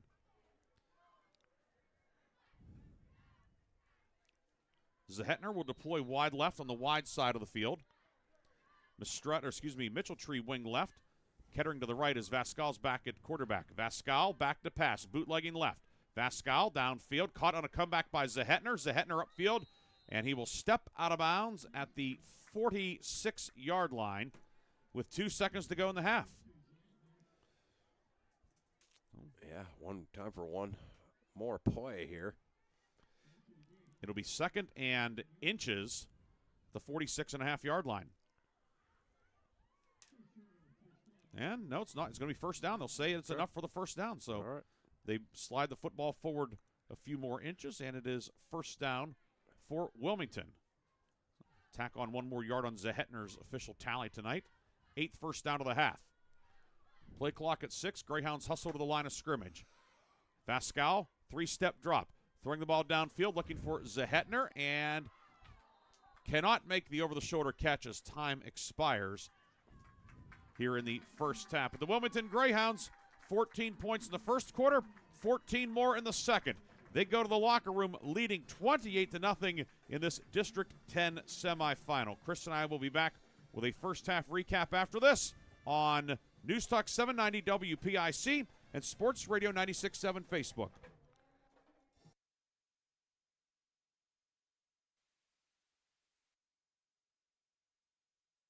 Taxes and equipment, taking care of business is a lot of work. But at my bank, I get mobile banking, online bill pay, and the financial advice I need to make the best decisions for my business. My bank is a financial partner I can count on. Mercer County State Bank. Member FDIC. Your community bank. Online at mcsbank.bank. Are you or a loved one looking for a senior living residence offering independent living and personal care? Then the Heritage at St. Paul's Senior Living Community in Greenville is right for you. The Heritage offers private apartments that provide the comforts of home with as little or as much personal care as you need. St. Paul's makes it easy to feel at home. Call 724-588-7610 or visit stpauls1867.org today for more information or to schedule a tour. Since 1925, the Shenango Valley has relied on one name for all their insurance needs, Mailer Insurance. Through generations of trust, Mailer Insurance protected families, homes, and businesses, providing security in uncertain times. From auto and home to life and business, Mailer Insurance got you covered. Call Mailer Insurance today at 724-962-5757 for a free consultation or visit them at mailerinsurance.com. Mailer Insurance, trusted for generations. A Reinhardt's Agency Inc. affiliate. I'm stylish. I'm classic. I'm a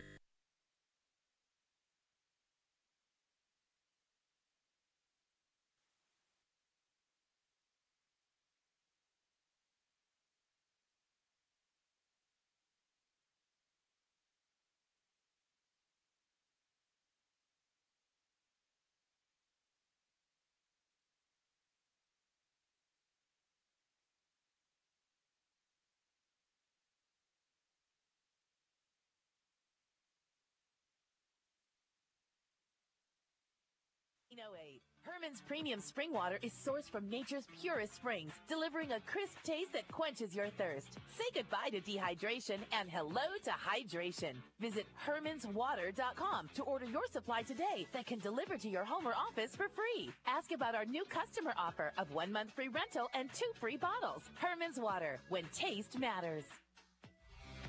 The Halftime Show is brought to you by Lock, Stock, and Barrel, serving giant subs to the Shenango Valley since 1973. Halftime here at Farrell High School, Peleicas Stadium, Lou Falcone Field. The Peleicas Pegues Sports Complex, and Wilmington on top 28-0 at the break. Ryan Briggs, Chris Burtch. And Chris, certainly the score doesn't tell the whole story. Reynolds has moved the ball, but a couple of turnovers, a couple of drives stalling out, and Wilmington just humming offensively. A multitude of backs, a couple of big pass plays as well.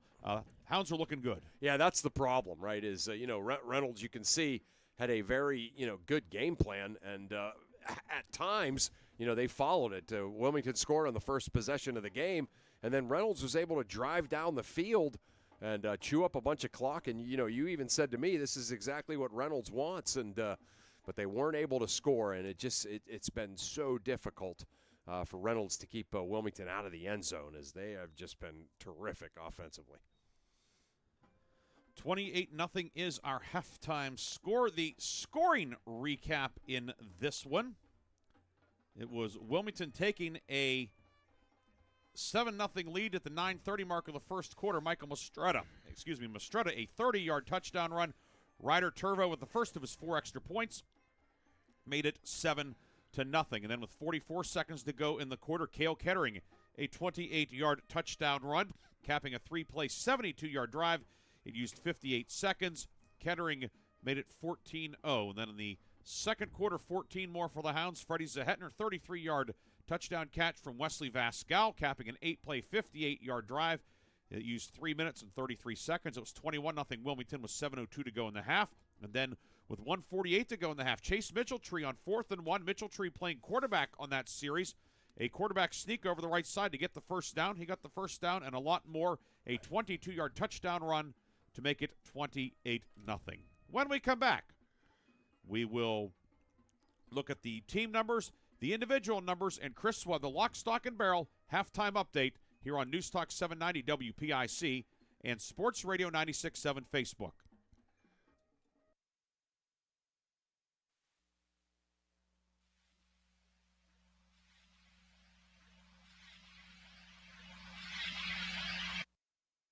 You or a loved one looking for a senior living residence offering independent living and personal care? Then the Heritage at St. Paul's Senior Living Community in Greenville is right for you. The Heritage offers private apartments that provide the comforts of home with as little or as much personal care as you need. St. Paul's makes it easy to feel at home. Call 724-588-7610 or visit stpauls1867.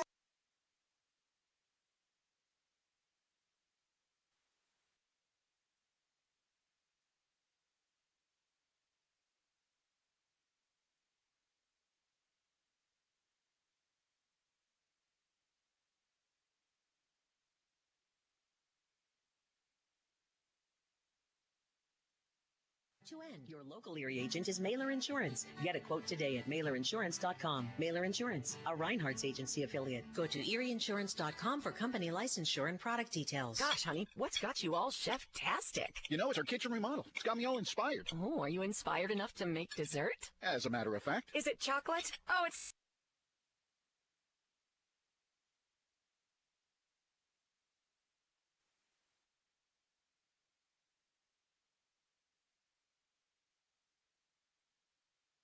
Fair price. Call Warner's today and get inspired. Warner's Homes and Improvements on Route 19 in Mercer or online at warnersconstruction.com. A community is more than just houses, buildings, and streets. It's the people who live and work and contribute to making life for themselves and the people around them better. Attorney Bill Motor believes in the young people who are this community's future. Attorney Bill Motor would like to say good luck, good health, and best wishes to all the players, coaches, band members, and cheerleaders in today's game and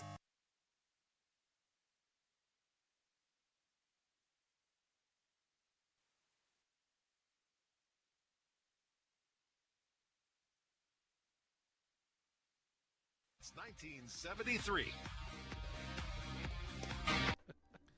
Welcome back to Farrell High School. Ryan Briggs, Chris Burtch with you. Aaron Biro back in the studio producing our game on 790 WPIC.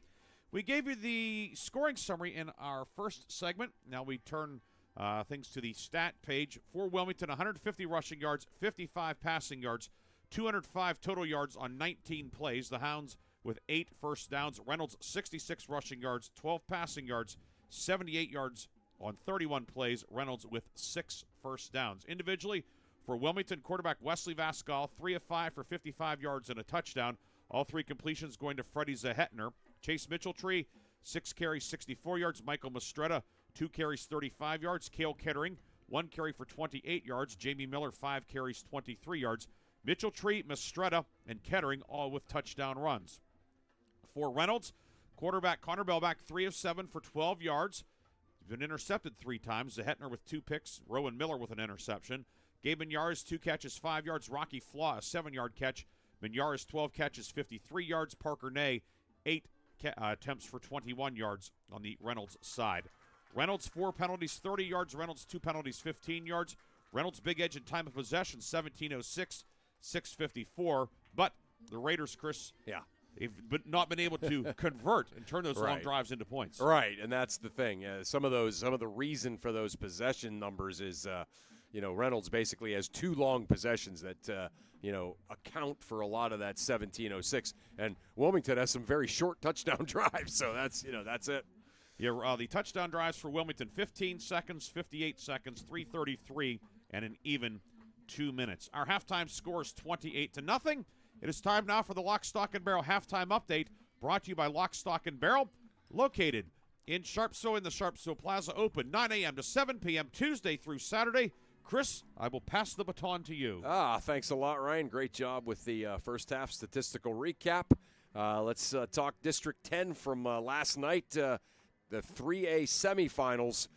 Hickory, the number 2 seed, beat Corey 42-7.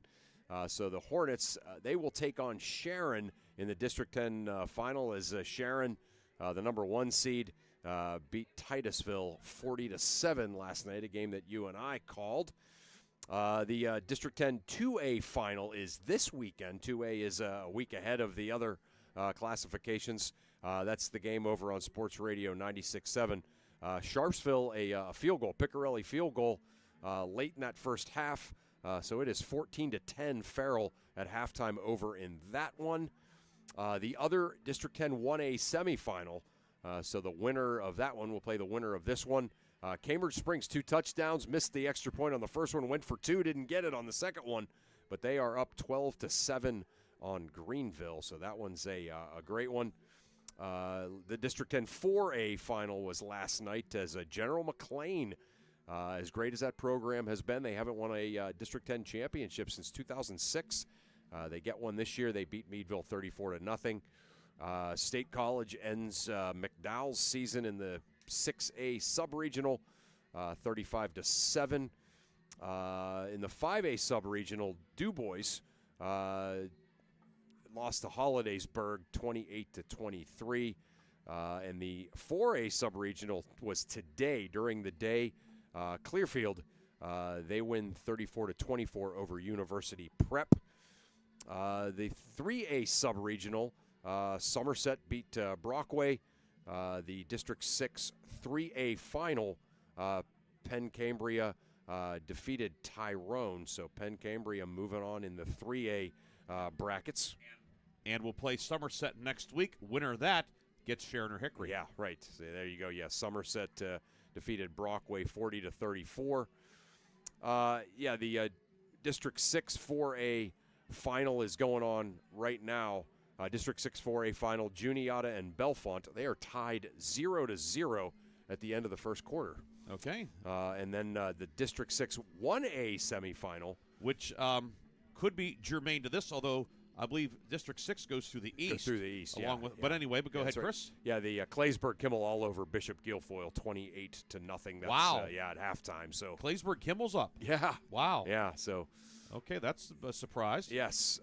District 6 2A semifinal, Cambria Heights over Bellwood Andis, 15-8. That's a final. District 6 1A semifinal, Northern Cambria over Penns Manor, 27-7. The District 6 2A semifinal, Richland defeated Marion Center, 35-14. District 9 1A semifinal, Port Allegheny, a very good team. They defeat Keystone 57-14.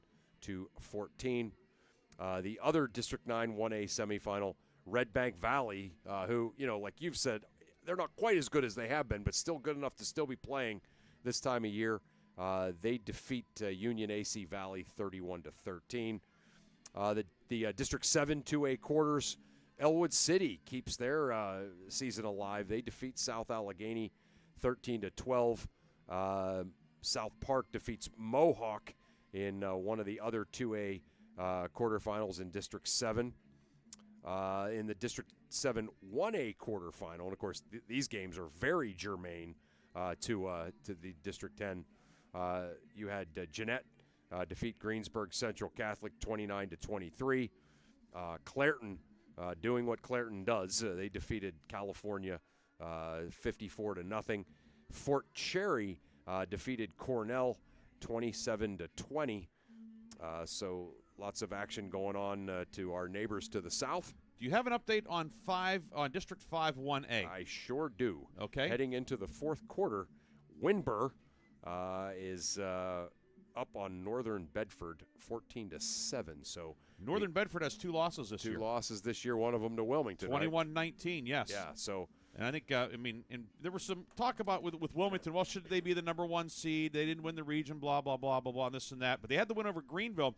Yeah. And that win over Northern Bedford, when you look at it in total, their body of work for 8 games, Northern Bedford 9-2, or with an 8-2 regular season, 1 loss to Winburn and the other loss to Wilmington. That might be the best non-conference win or non-area win for any of our local teams this year. Yeah, I agree.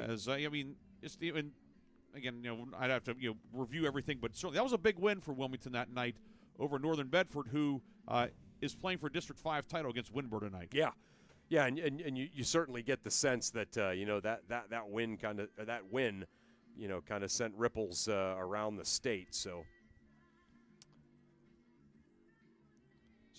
well, Chris, great job with the update. Anything else, or are we ready for our final halftime break? Final halftime break, yeah. All righty. We will take our final halftime break. That's been the Lock, Stock, and Barrel halftime update brought to you by Lock, Stock, and Barrel in Sharpsville. 28-0 Wilmington with the lead. Chris and I come back with the third quarter on Newstalk 790 WPIC. School can give you your driver's test? That's right. Mancino's Driving School provides an approved Pennsylvania Department of Education.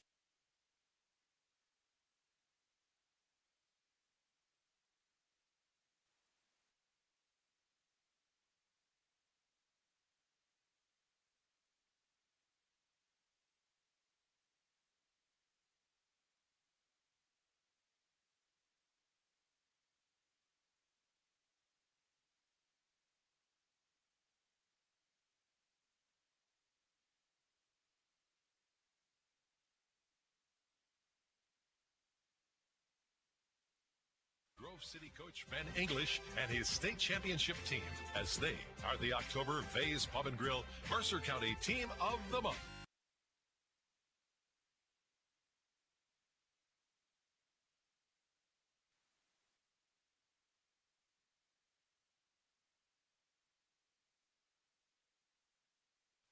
Awards. And here's to the Hornets basketball team. Trophies. Did you see the size of those trophies? Recognition. The Engraving Place makes personalized plaques and trophies for all your recognition of excellence needs. Thousands of designs for any occasion. Visit them at 1945 East State in Hermitage. Stay refreshed and hydrated with Herman's Water, your go-to bottled water choice in the Valley since 1908. Herman's premium spring water is sourced from nature's purest springs, delivering a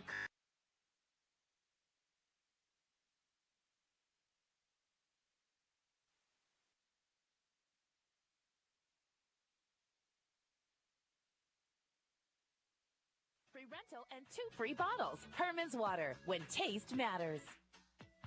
The third quarter is brought to you by Warner's Homes and Improvements, making dreams come true since 1958. Third quarter will be getting underway in about 75 seconds or so. Teams are back on the field warming up, getting loose. After the game, we'll have the Reinhardt's Insurance Player of the Game and the Lock, Stock, and Barrel Play of the Game. And then we will see who is advancing. We know that we will have an all-local matchup in the 3A title game next week. We know that Sharpsville or Farrell will be in state playoff action next week. And we know that we'll have at least one local team, either the Wilmington or Reynolds, in the 1A title game next week, taking on Greenville or Cambridge Springs. Last update was 12-7 still. 12-7 right? Cambridge Springs, yep. And, Chris, you had one correction. I did. Yeah, I shocked the world by announcing that number 5 seed Bishop Kimmel was up 28-0 on Guilfoyle. You had now you're mixing. No. I had Kimmel up, but I was wrong. It was 28-0 Guilfoyle over Claysburg Kimmel. So yeah, I that's apologize District for that. 1A, yeah, which is important to note too, because again, District 6 1A, we're here covering a 1A District 10 game, so teams could run into each other. But yeah, Bishop Guilfoyle, of course, is one of the better single A teams in the state, and they are taking care of business against Claysburg Kimmel. Wilmington, the home team in the Navy jerseys, white numbers and letters outlined in gold. Navy pants, Navy helmets with the gold stripe and the italicized block W on the helmet. Reynolds, white tops. They're the road team, of course, is the number 4 seed. Blue numbers and letters, silver pants, blue and white stripes with silver helmets. And will be Wilmington having the option to receive, and presumably the Hounds will. Reynolds won the toss and elected to receive. And thus Wilmington will be receiving. Of course, earlier this year when Reynolds was playing at Kennedy, head coach Josh Mull, in an act kind of sportsmanship, elected to kick off at the start of each half. Wilmington had Reynolds a huge lead at the half, and kicked off, in both halves. And it's happened occasionally over the years. You'll see it for strategic reasons, or if somebody screws up the coin toss. That's happened before. Yeah, right. Too. Yeah. But Coach Mull's one of those guys. He never misses a chance to be classy. He's one of those guys. That if you think, the coach should have done that to be classy, it's not a huge deal if a coach doesn't very often. But in Coach Mull's case, he always takes those chances. And it's one of the things, and you can say the same thing about his counterpart on the near side, Brandon Fillion. No question. They get it. They get it. That's right. They get it. And two of the obviously the better programs in the Commonwealth of PA have given us lots of great moments over the years in the playoffs and in the regular season. Yeah. So after just an absolutely flawless first half offensively, Wilmington is going to get the ball first. And it's going to be Rocky Flaw to kick off. Has it teed up at the 40. Reynolds going left to right on the third quarter. Flaw angles this one near side, and it is off the chest of the return man, recovered by Reynolds. Parker Ney comes up with it. It hit Jamie Miller right between the twos. Yep. And it's recovered by Ney at the 34 of Wilmington. Yeah, a break in special teams. Yeah, just all kinds of velocity on that kick. And, just pounded off of the front of Miller's shoulder pads right to Parker Ney. And here we go. Maybe here's the break that Reynolds needs to kind of get things jump-started here. That's why they call him Big Play Parker Ney. First and 10 at the 34. Bell back in the shotgun. Ney to his left. Menieres to his right. And the give is to Gabe Menieres. He fumbles. It's loose. Looked like Danny Leonard might have swatted it out of there, but Menieres will fall on it, and it turns out to be a pickup of a couple on the play. Yeah, that might have been something Wilmington talked about at halftime, right? Is, sometimes coaches notice something like that and they go, and listen, the guy's holding the ball out like this, punch down on it, swat up at it. And, I think you're right. I think he got a hand in there, knocked it loose, but Menieres is able to fall on his own fumble. 2nd and 8 to give to Menieres, and he will be hauled down for a loss back to the original line of scrimmage. Jacob Coulter firing through. It's a loss of a couple. 3rd and 10. You see Coulter out there wearing 74. Makes me think back to those state championship team. They had Sean Christopherson wearing 74. He was built like that. He played like that. With that last name, they used to have the last name patches on the back of their shoulder pads. That would just cover that entire huge frame of his. Yeah, he needed to be big to fit Christopherson on the back. Yes. 3rd and 9 at the 33. Give to Parker Ney over the right side, and he is going to be hit and stacked up for no gain. Raleigh in there, Cam Kettering, Cale Kettering, Whiting all there. And it will be now 4th and 9. I'm just finishing up Chris's thought. Now they all say Hounds on the nameplate. Yeah. which, of course, for many years, Reynolds always said Raiders on the nameplate. Right. They don't have any. They're playing now, but something they always did for years. And I remember that. Yeah, they got just the little Raiders above their front numbers now. 4th and 9. Reynolds beginning this drive with the 34 after the muffed kickoff. The Raiders need 9 to keep the drive going. 2 receivers left along with the tight end Flaw. Bellback back to pass. Finds Minyarz underneath. Weaving his way upfield. He's to the 30. Keeps the legs moving. He's going to be brought down at the 25, 1 yard short.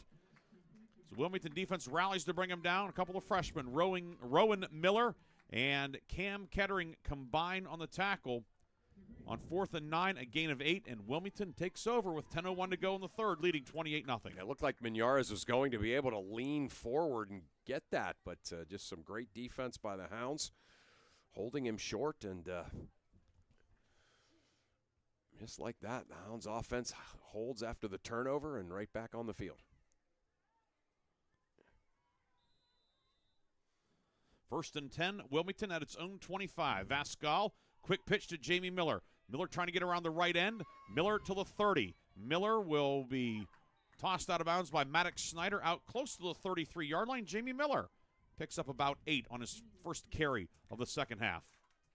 Just the way he ran, I think he was still a bit desultory over muffing the kickoff. Yeah, I agree. I like going right to him to on the next offensive play. Yeah, he's hurt a little bit too. And he is. Oh no, he's angry. He might be shaking up. He's kind of favoring the right arm. He's going to sit down and. Yeah, he's angry about being hurt. The trainer will come over and check on him. So it's going to be 2nd and 2. Mitchell-Tree wing left, Mistretta wing right, Vascal under center. The pitch goes to Mistretta. Handoff to Mitchell-Tree on the scissors play. Mitchell-Tree upfield to the 40 to the 45. A pickup of 12 for Chase Mitchell-Tree, brought down by Brady Nealon. But one of the staples of the wing tee, that double handoff, and Mitchell-Tree picks up 12. Yeah, that's that great misdirection that Wilmington always runs. That time on the scissors play, Mitchell-Tree, full head of steam. Like I said, when about half of the defense is going the other direction. 1st and 10 at the 45-yard line. Mitchell-Tree now 76 yards on 7 carries. 9:20 to go in the third quarter. 28-0 Wilmington with the lead. Zahetner wide right on the short side of the field. Rowan Miller tight left. Mistretta in motion. And now he'll pitch it back to Zahetner on a reverse. Zahetner with a blocker out front. That's Vascal. Freddie Zahetner to the 40, to the 30. Zahetner hesitates. He's to the 20, to the 15, to the 10, all the way down to the 7-yard line. Freddie Zahetner, 48 yards. Wow, you got to love it when your quarterback has the devastating block to spring you right there, as Vascal able to kind of lead the way there and take out a would-be tackler. And that really freed Zahetner up, and boy, Zahetner's having a heck of a night. 49 yards on the reverse. Down to the 6-yard line, it's 1st and goal. Wilmington back into the McCandless Ford red zone. McCandless Ford, Mercer, and Meadville. So Zahetner tonight, 2 interceptions, 3 catches, 55 yards, and now 49 yards on the reverse. Toss will go to Mistretta. Excuse me, that is Mitchell-Tree, I should say, not Mistretta. One of the M&M boys. Loss of a yard on the play, back to the 7-yard line. And will bring up 2nd down and goal at the 7. Jamie Miller still being checked out on the near side. Yeah, it's like a shoulder or an elbow, or it's upper body. You know, they have an ice bag right now, and can't see which part, like you said, Chrissy. It's up high, like a shoulder or the pec, maybe. Yeah. 2nd and goal at the 7. Vascal will give it on a counter. Coming back around the left side is Mitchell-Tree, and Mitchell-Tree takes it in. Touchdown. Mitchell-Tree's 2nd touchdown of the night, and Wilmington extends the lead to 34-0. 7:42 to go, third quarter. Chase Mitchell-Tree, touchdown number 2. Yeah, great. Just all kinds of great misdirection on that drive for Wilmington. And yeah, Mitchell-Tree once again, full head of steam, coming off of a kind of a misdirection play out of the option, and able to get into the end zone again. Turvo to attempt the extra point, kicking at the goal post to the left, and Reynolds jumps off sides. Now we'll push the ball to the 1 1/4 yard line. Half the distance from the 2 1/2. That's 1 1/4. We all know how much you love math and fractions, Chris. Yeah, that's my specialty. So now first, or it's not the goal to go. It's okay. They're going to decline the penalty. Yeah, because they want to go for 1. I mean, that you can see no one budged on the Hound sideline to go for 2 in this situation. Well, they could still kick, but maybe a case that almost the kick would be too close, perhaps. Yeah, that's it. Or why affect that rhythm? Snap a little bit high, and the kick is blocked by Maddox Snyder. And it remains 34-0. So Maddox Snyder coming through. It looked like he blocked that maybe with his tailbone. He was sort of twisting and able to block it and keep it at 34. But Wilmington extends the lead. 7:42 to go in the third. We'll be back with more after this on 790 WPIC.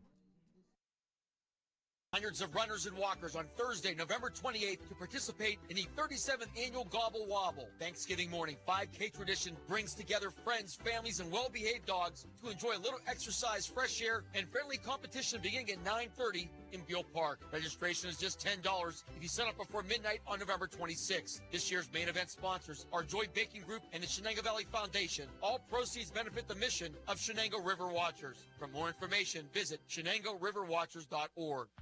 The third quarter is brought to you by Warner's Homes and Improvements, making dreams come true since 1958.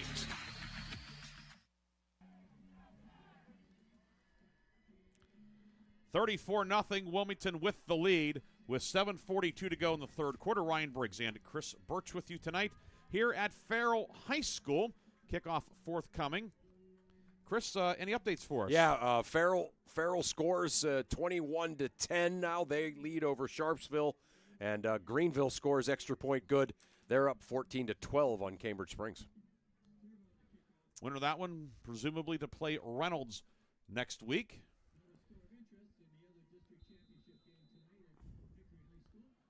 Turvo has it teed up at the 40. 2 men deep for Reynolds. Ney on the far side. Brady Nealon on the near side at about the 11-yard line. Turvo on the run-up. Sends us a downfield, a bouncer, and fielded at the 20 by Nealon. And he will hand it to Ney on a reverse. Ney upfield to the 35. Ney has some blocking. He has a convoy. Parker Ney to the 40, to the 35. Gets another block. Parker Ney hurdles his own man. Ney 10-5. Touchdown Reynolds. Parker Ney, second straight week. He scored on a reverse on a kick return, and the Raiders are on the board. Yeah, and again, that extra point being missed last time stopped the mercy clock, right? That prevented the mercy clock from going into effect, and Reynolds scores a touchdown on the ensuing kickoff, and all of a sudden the drama has gone up a couple of notches here in this game. 34-6, Reynolds gets on the board on the kick return, 80 yards officially for Ney. The way that's scored, it'll say no return, but 80 yards. Yeah, how about that? That's great. That'll boost the average, too. And now it will be Gerardo Hernandez to attempt the extra point out of Bellback's hold. Snap is good. Bellback puts it down. The kick is up and gets across the crossbar. It is good. 34-7. So the Reynolds Raiders get on the board. And we saw Nealon close a couple times on kick returns, and that time hands it to Ney, and Parker Ney, again, we say because it rhymes, but also because it's true. Big play, Parker Ney. He makes big plays, right? No question about it. He was awesome in that Sharpsville game, and he's been really good tonight. And finally, you just kind of feel like Reynolds was knocking on the door, doing some things right. They just could not find the end zone. A couple of bad breaks, and but that time, Ney able to find the end zone on a kickoff on the reverse play. Little trickeration there by Reynolds, and they're on the board. Parker Ney, that's his 12th total touchdown of the season. Has a couple of interception returns for touchdowns this year. 6 interceptions overall. He's run for a couple. He's caught 6 touchdowns. Parker Ney putting together one of the top seasons in Mercer County, regardless of classification. Yeah, no doubt. And again, this this Reynolds team, small roster, not a whole lot of returners from last year. It's really come down to Ney and Minyares, and they've both been great. And like you said, Ney really versatile and gets it done in a lot of different ways. Hey, I was wrong about the Greenville making the extra point. I assumed that. They did not. It's 13-12. They're up on Cambridge Springs. Kick downfield, bounced, and then I'll be picked up by Cale Kettering at the 28. Kettering up to the 35, across the 40, and he'll be pancaked down at the 42-yard line by the Reynolds kick unit. So Cale Kettering, excuse me, for the run back. Wonder if perhaps if Greenville went for 2 to try to get up 3. Yeah. Although Cambridge Springs has gone for 2 a lot this year, but the little card says if you're up 1, go for 2. Go for 2, right. Yeah, makes sense. So the ball for Wilmington here. 7:17 to go in the third at the 40-yard line. Looking to answer after Reynolds gets the kick return for a touchdown from Parker Ney.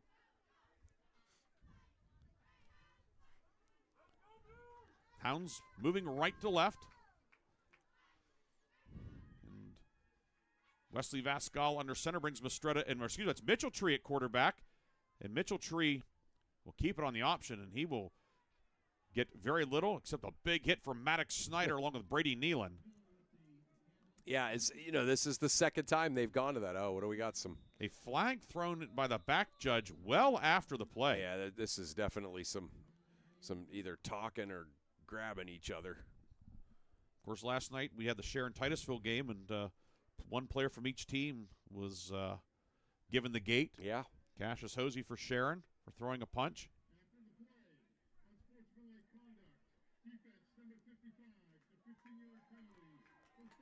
And the penalty is unsportsmanlike conduct. They said it was on Aiden Resick. So that will be 15 yards, and it will be a first down for Reynolds. So Raiders make a good defensive play and then gift Wilmington 15 yards. Yeah. That will not make veteran head coach Josh Mull particularly pleased. Yeah, I tell you what, though, just interesting. Usually when something like that happens, the coaches are mad at their players. He's really upset at the official. So perhaps, in Coach Mull's opinion, a little over-officiousness there.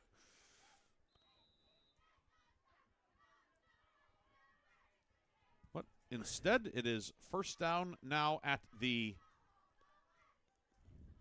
46. Turn toss goes to Kettering. And Cale Kettering will get a yard, and that's it. Now we have a whistle on the far side and a stoppage, and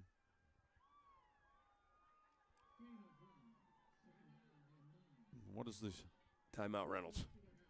Timeout Reynolds. Okay. Timeout taken by Reynolds, and we'll take it with the Raiders as well with 6:45 to go in the third. It is Wilmington 34, Reynolds 7. You're listening to the District 10 playoffs on 790 WPIC and Sports Radio 96.7 Facebook. You're independent. So are we. We're a locally owned independent bank. Because of that, we make our loan decisions right here at the bank. You don't have to wait for some out-of-town loan committee to get together. We offer fast, quick answers on your loan requests. Mercer County State Bank. Member FDIC. Your community bank. Online at mcsbank.bank.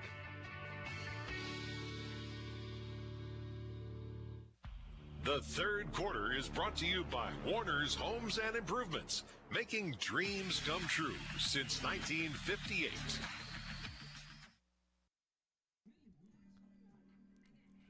Second down and 9 upcoming for Wilmington at the Reynolds 45 after the timeout. First timeout taken by either team in the second half.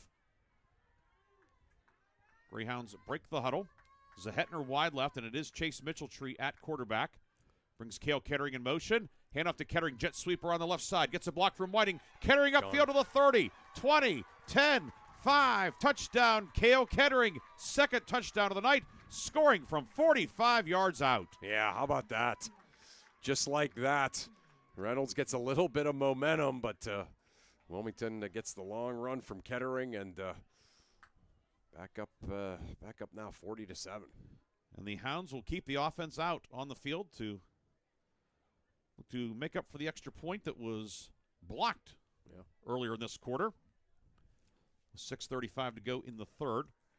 First half zipped along. Third quarter has been less zippy. Wilmington will go for 2. Mitchelltree at quarterback. It is Cam Kettering at fullback now for Jamie Miller, by the way. think with the way this lead is, we probably won't see Miller the rest of the night. Mastretta in motion left to right. Hand up to Michael Mastretta. Jet sweep around the right side, trying to get to the pylon. Did he get in? Yes.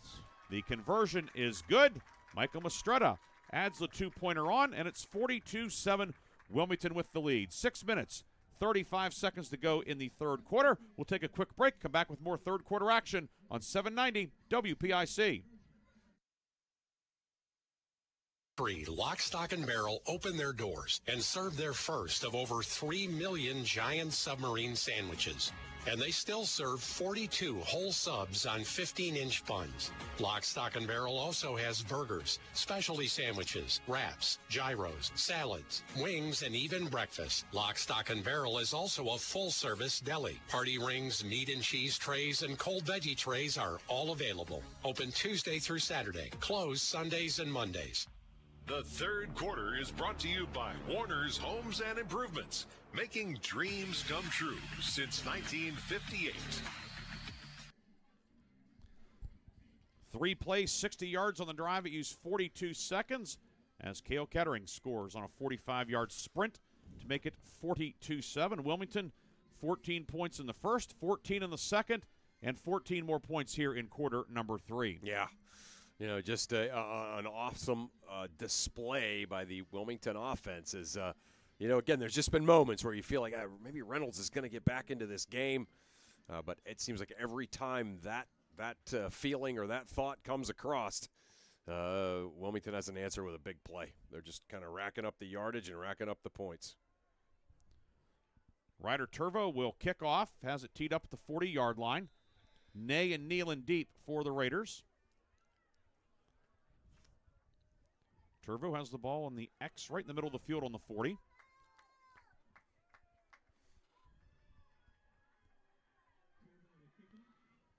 And Turvo puts the foot into this one. It's a side spinner, hits the 20, and Nealon will knock it down and pick it up at the 16-yard line. Nealon fakes the reverse this time. Nealon far side, and he'll get to the 20, but no further, as he faked out a couple of guys, but did not fake out Freddie Zahetner. Yeah, they were ready on both ends, I think, right? They had some guys over here, and yeah, they were ready for both of it that time. So nice job by Wilmington after the return for a touchdown last time. Definitely ready Freddie there. Yes. So will be Reynolds taking over at the 19-yard line, a 3-yard run back. Yeah, Freddie's been ready all night.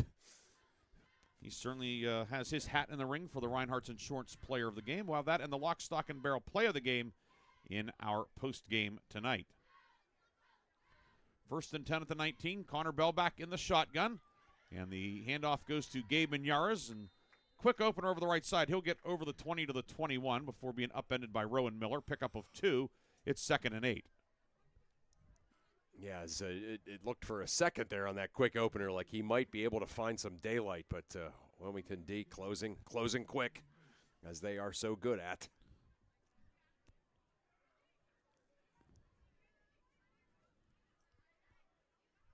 Second down and 8 upcoming at the 21-yard line. Reynolds moving left to right. Bellback brings Ney in motion from right to left. The give is to Miñares. Miñares crashes up the middle and out to the 25-yard line. Brought down by Coulter. Now a flag thrown by the back judge, who was 25 yards away from the play. We'll see, perhaps, was there a hand up in the face mask? Or something else that was an affront to the rules of the game. Yeah. He threw it with some passion behind it there from way back. Oh, all right. Well, there you go. All right. he wanted to keep his arm loose. I guess so. So 3rd and 4th at 25. He was, like the umpire making the big demonstrative strike 3 or the foul call in basketball. That's what he looked like. And then they said, no foul. Yeah, or like the umpire ring up a guy on the count's 2 and 2. Yeah, right, yeah. 3rd and 4th at 25-yard line. Reynolds 2 of 9 on 3rd down.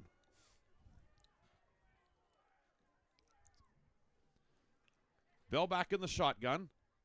Miñares to his left. Long count, winning the snap from Snyder. Ney in motion left to right to give to Miñares. Miñares hit immediately. Gets to the line of scrimmage, but no further. Leonard, Cam Kettering in there among others. Raleigh as well in the bottom of the pile. No gain. It's 4th and 4 for Reynolds. 4th and 4 for Reynolds. And, again, I mean, it's do you punt the ball here? On It looks like they're going to, but just no good options, really, for this offense against this Wilmington defense. Maddox Snyder to punt. His third kick of the night. He had one tipped earlier tonight, averaging 31 yards on his 2 punts. With 4:06 to go in the third. It's a spread formation on the punt. Wow. And Snyder's going to take off and run. Dodges one man. Snyder upfield to the 30 to have the first down. Yep. So Maddox Snyder. Yeah. Not often you see a guy wearing 59 running for a first down, but Maddox Snyder, the starting center and punter now. And he can move. Yeah, I saw that in the pregame. Coach Mull having some fun whipping the football at his lineman. And he was making all the catches. And that time certainly looked, you could tell his athletic ability. So, yeah, big pickup.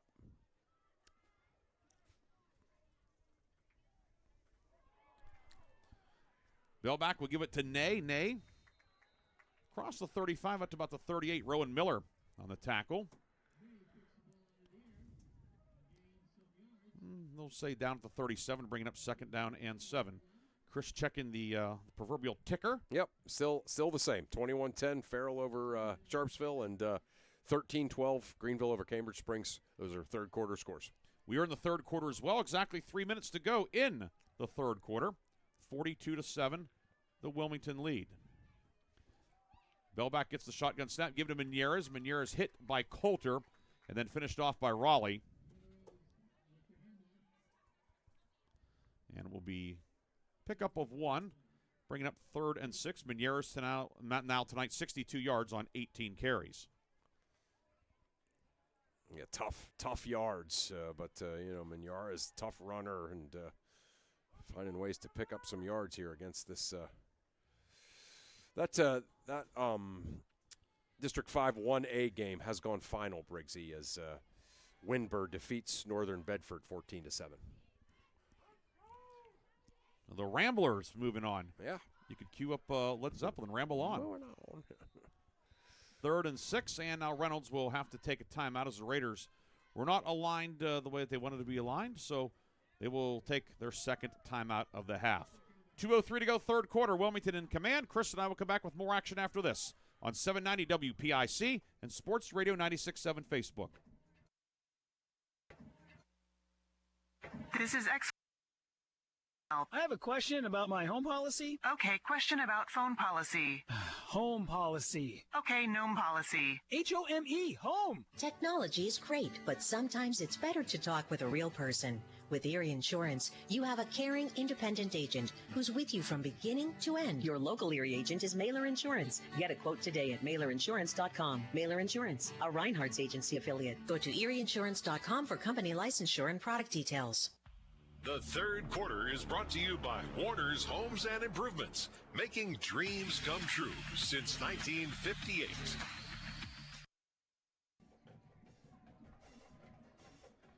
Reynolds has it 3rd and 6. Raiders working from their own 38-yard line with 2 minutes to go in the third. Connor Bell back in the shotgun, backs on either side of him. Back to pass, now under pressure, and he will be sacked. Maverick Whiting with the initial hit. Coulter is in there. Danny Leonard. They may have to cut up that sack 4 ways. It'll be 4th and long. Yeah, I mean, I've used this expression a couple of times tonight. I haven't used it all year, but you just can't help thinking it watching this Wilmington defense. It's just like they're all meet you at the quarterback, you know. They're all heading for the same thing. And that time they all got there about the same time to bring Bell back down. So 4th down, and Snyder out to punt again. He ran for the fake punt a few plays ago to keep the drive going, but we'll see what they do here on 4th and 12. Spread set again. Snyder's going to run again. Snyder upfield, and this time it is not going to work as Wilmington stayed home. Yeah. Colin Raleigh there. And it will be Wilmington taking over after a pickup of about a yard. Yeah, a little different, too, when it's 4th and 13, right? I mean, the last time was, about 4th and 7? Yeah. So minute 11 to go in the third. Wilmington will take over in Reynolds territory. And it's going to be Mitchell-Tree running the offense. Yeah, I mean, they put this in for that Sharpsville game, but it looks like they'd even used it some prior to that, too. Yeah, they like it, though. Yeah, I mean, you can tell they really wanted to make it something that's the other team has to prepare for. Cale Kettering in motion. Mitchell-Tree back to pass. He's not completed a pass this year, and he still hasn't. He's going to be sacked. Yeah. Looked like Jack Nugent got him. Aiden Resick with some pressure as well. Mitchell-Tree is going to lose a couple of yards on the play. Yeah. That seemed fated from the start. A loss of 3, and now Vasgal checked in. He'll come over and ran all the way in, then has to come all the way back over to get the play call. I always thought that was something kind of cool about Wilmington's offense is they have their quarterback sprint over to the coach to get the play every time. Definitely old school. I love it, yeah. Sometimes you see teams, they would rotate a wing back or a split end. Yeah. On 2nd and 13, the give is to Cam Kettering. Kettering across the 30 down to the 25-yard line. Cam Kettering. I've seen his brother score a couple of times, and Cam says, hey, I can carry the rock too. Yes. He picks up about 12 on what is the final play of the third quarter. The Wilmington Greyhounds are 12 minutes away from a return to the District 10 championship game. It is 42-7. Hounds on top. Chris and I will come back with quarter number 4 on on News Talk 790 WPIC and Sports Radio 96.7 Facebook.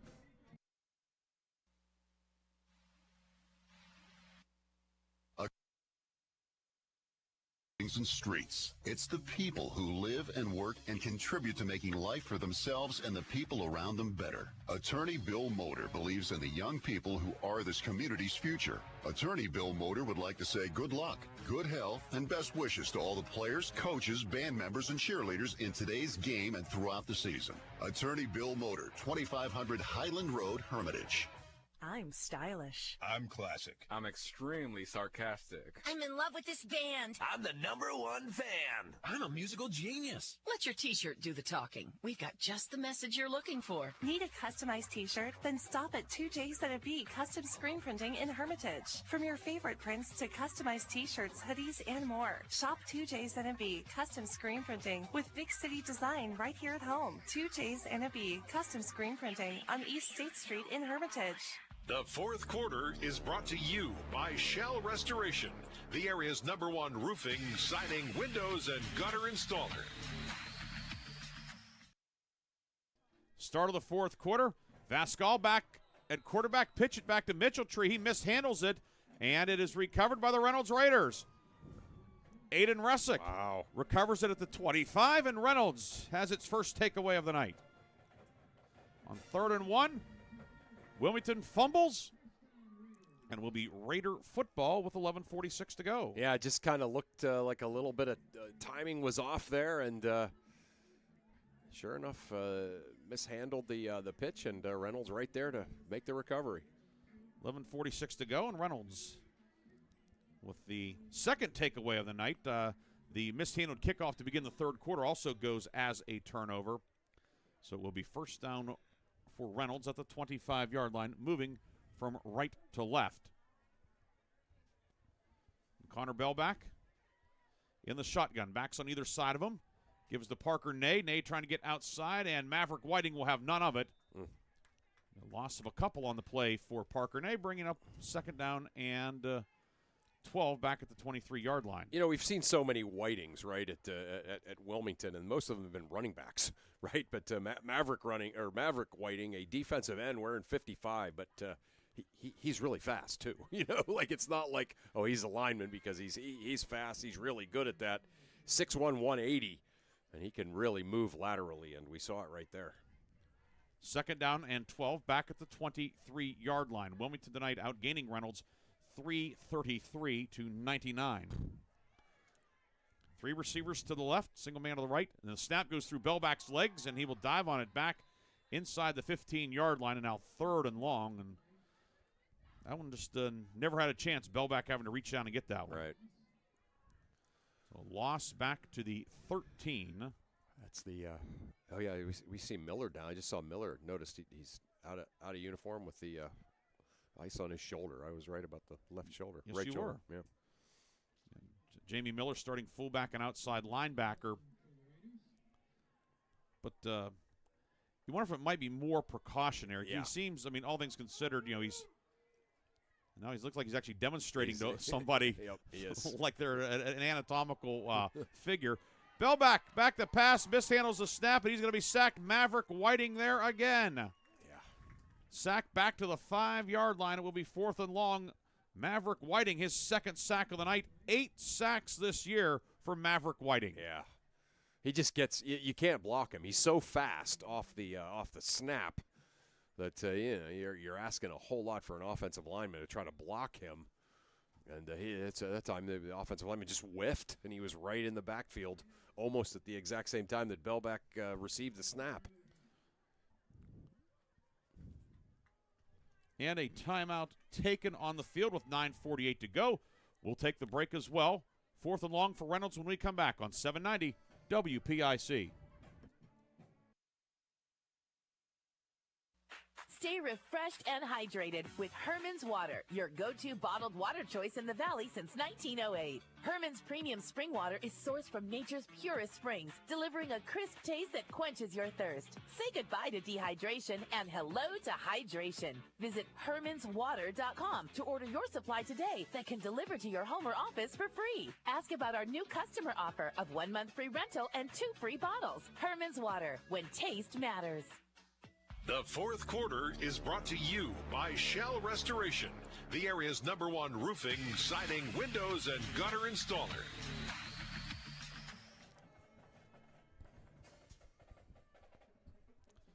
As we return to action from the timeout, Reynolds has the punt team out there. Maddox Snyder back deep in his own end zone awaiting the snap. Freddie Zahetner and Chase Mitchelltree will be deep for Wilmington.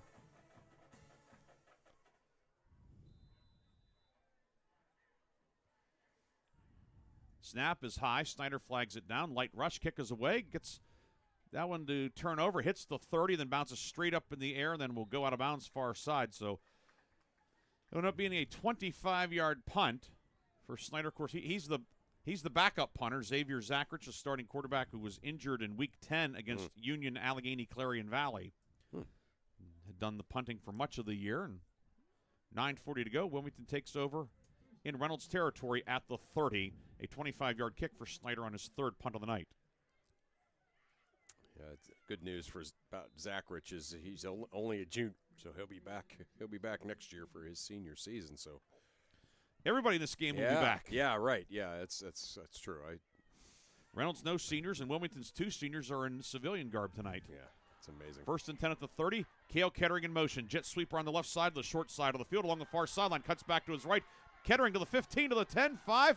Touchdown, Kettering, but a flag thrown at the end of the play in the middle of the field. As it stands, it would be Kettering's 3rd touchdown run of the night, but will it stand? Yeah, we got to hold along the sideline, I think. At least that's what the official who threw at the back judge was indicating. So that will wipe out a chunk of the run. And instead of a touchdown, it is going to be 1st down and about 5. It'll go 10 yards from the spot, which appears to be the 15-yard line.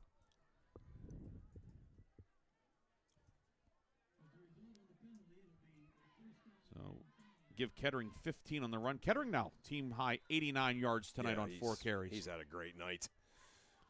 I think of Kettering and Mitchelltree and Mastretta and Miller and Cam Kettering. I mean, a bevy of backs. They just got lots of guys who can run the football. Vascal gets the snap. The handoff goes to Mitchelltree over the right side. Mitchelltree to the 15. Mitchelltree dragging men downfield to the 8-yard line. Brady Nealon with the tackle. Mitchelltree, he says, you know what? I want the team lead in rushing tonight. He picks up 17. It'll be 1st and goal at the 8. Now 94 yards for Chase Mitchelltree. And Wilmington has returned to the McCandless Ford red zone. McCandless Ford, Mercer, and Meadville. Yeah, I remember talking to Coach Fillion earlier this year, and, he's been around a lot of special teams, both as a player, an assistant coach, and a head coach at Wilmington. And I said, is this team special? And he said, I think we might be with all of these guys that can run. Vascal throws it downfield. Caught, touchdown on the slant. Freddie Zahetner. It's a hat trick for Freddie Zahetner.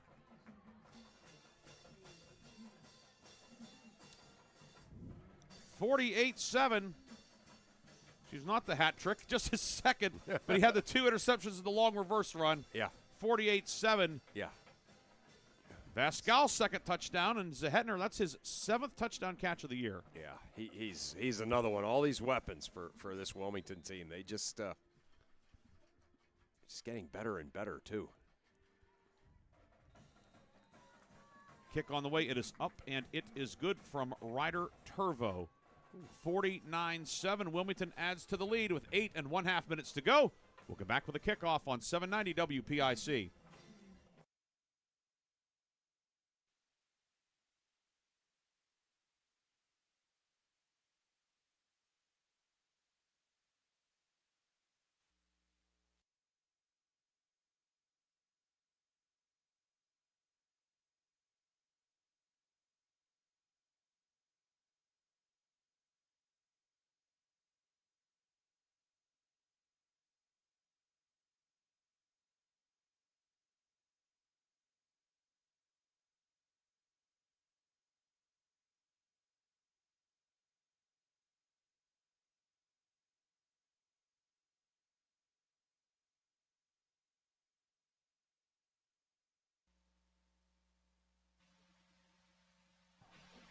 And we are back here at Farrell High School, 49-7, Wilmington with the lead. Hounds will take on Greenville or Cambridge Springs in the title game next week. Any updates, Chris? No, but I will. I'll get us one soon here. I know one thing, Chris. Whoever wins that game is going to have its hands full next week. Oh yeah, yeah. Well, I think if Wilmington plays like this, I think a lot of teams are going to have their hands full with the boys in navy and gold. Yep, I think a post-Thanksgiving practice is very likely for this squad. Ryder Turvo has it teed up at the 40-yard line. Oh, boy. Well, Chris, it sounds like we give a good update. Yeah, you give I it do. here. Yep. Turvo puts the right foot into it. It's going to bounce at the 15 and fielded on the hop by Ney at the 10-yard line. Ney to the 20, Ney to the 30. Parker Ney far side. He's the midfield. Trying to get by Turvo, and Turvo, the kicker, nudges him out of bounds. And Parker Ney, another big run back, and certainly that is something that is going to be a concern for Wilmington. There have been a number of course, they had the one kick return for a touchdown on the reverse, but also several other good run backs. Yeah, no doubt. No doubt. I mean, that's certainly been a bright spot for the Raiders. The return goes to the 40 of Wilmington. 8:18 to go, and Chris, you have an update for us. Yeah, sure do. Justin Schnell, a 48-yard touchdown catch, and Greenville ties Cambridge Springs 20-20 with 26 seconds left in the third quarter. So a great one over there. Playing up at Meadville at Bender Field. And now timeout Wilmington. Hounds had too many guys out there. So head coach Brandon Fillion will, as they're starting to mix and match some starters and non-starters, and sometimes that happens. Yeah. So with a timeout on the field, we'll take a 30-second break. Come back with more after this on 790 WPIC.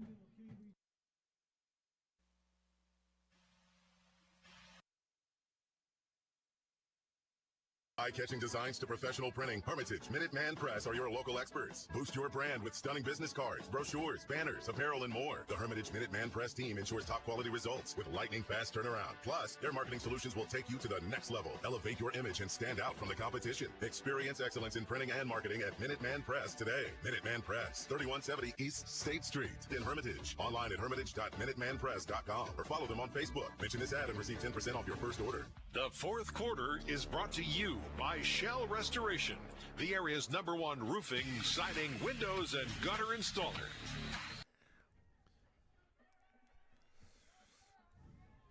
Reynolds football at the Wilmington 40. Starting this drive here in the fourth quarter. Connor Bell back in the shotgun. Back to pass. Toss downfield. Incomplete over the head of Parker Ney.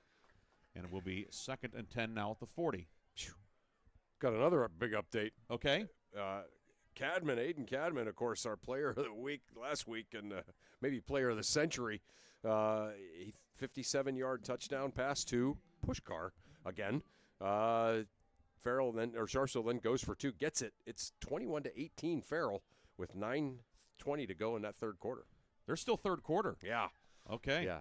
We are in the fourth quarter here as we reach the top of the hour on News Talk 790 WPIC Sharon Hermitage. Yes. Bell back in the shotgun. We'll give it to Gabe Miñares. Miñares over the right side and is going to be hauled down.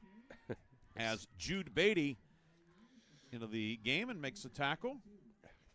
Yes, I've seen Mr. Greenberg refer to the game as penalty-filled, so you get the feeling that it's just kind of moving along slowly. And that game is on Sports Radio 96.7 as well as elsewhere here on our Sports Radio 96.7 Facebook page. Mark Slazak and Bob Greenberg have the call on that one. Wait, we might be able to check it out on the drive home. Yeah, we might be able to drive over to Hickory. Rocky Flaw now at quarterback. Flaw will throw it underneath it. It's picked off. Intercepted by Cam Kettering at the 30. Kettering upfield to the 40. And now Gabe Menieres took it away from him at the 40. And he'll run upfield or downfield to the 30-yard line. An exchange of turnovers. Just like they drew it up, right? Yeah. So the interception by Kettering, Cam Kettering at the 30. And then he fumbles at the 40, forced by Menieres, who just took it away from him. Yeah. And then Menieres runs it back 10 yards to the 30. Yeah. That's yeah. What was that? Remember the play the Alabama defensive back did that in the Sugar Bowl when Bama won that? Was it Antonio Langham? Yes. Kind of looked a little bit like that. Maybe not as dramatic, but. So Rocky Flaw at quarterback, and the give is to Menieres, who had the forced fumble and recovery, and Menieres winding over the right side to the 20, to the 10, to the 5. Touchdown for Gabe Menieres. So he will race to the end zone from 30 yards out to make it 49-13. So Rocky Flaw, a converted tackle, then tight end, now quarterback. I think said he led a touchdown drive in the playoffs. Yeah, threw an interception, but Menieres picked him. He won't tell people that. No, right, yeah. And now Gerardo Hernandez will attempt the extra point. Kicking at the goalpost to the left with 6:25 to go.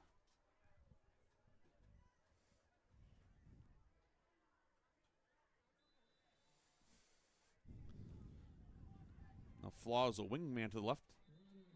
And we have a flag as Wilmington jumps into the neutral zone. So now it'll be moved a little bit closer for the conversion attempt.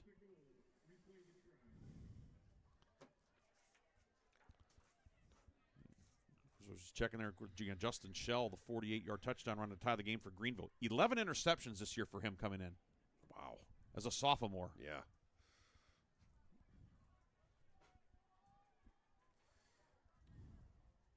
Great bounce back year for both Greenville and Wilmington. Of course, you have to think, though, moving into 1A hasn't hurt either. That's right. We just, what the schools, they are 1A. That region that those two teams in particular had to play in the last 2 years was, frankly ridiculous.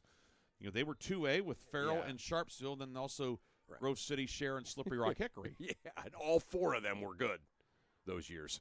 Hernandez extra point is up, and it is good. 49-14.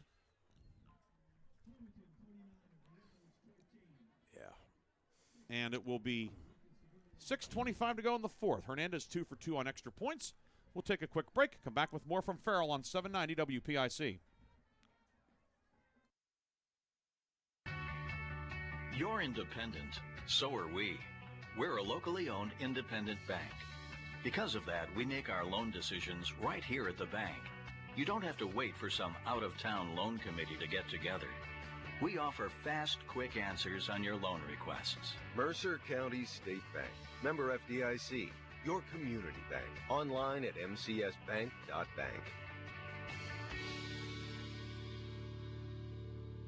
The fourth quarter is brought to you by Shell Restoration, the area's #1 roofing, siding, windows, and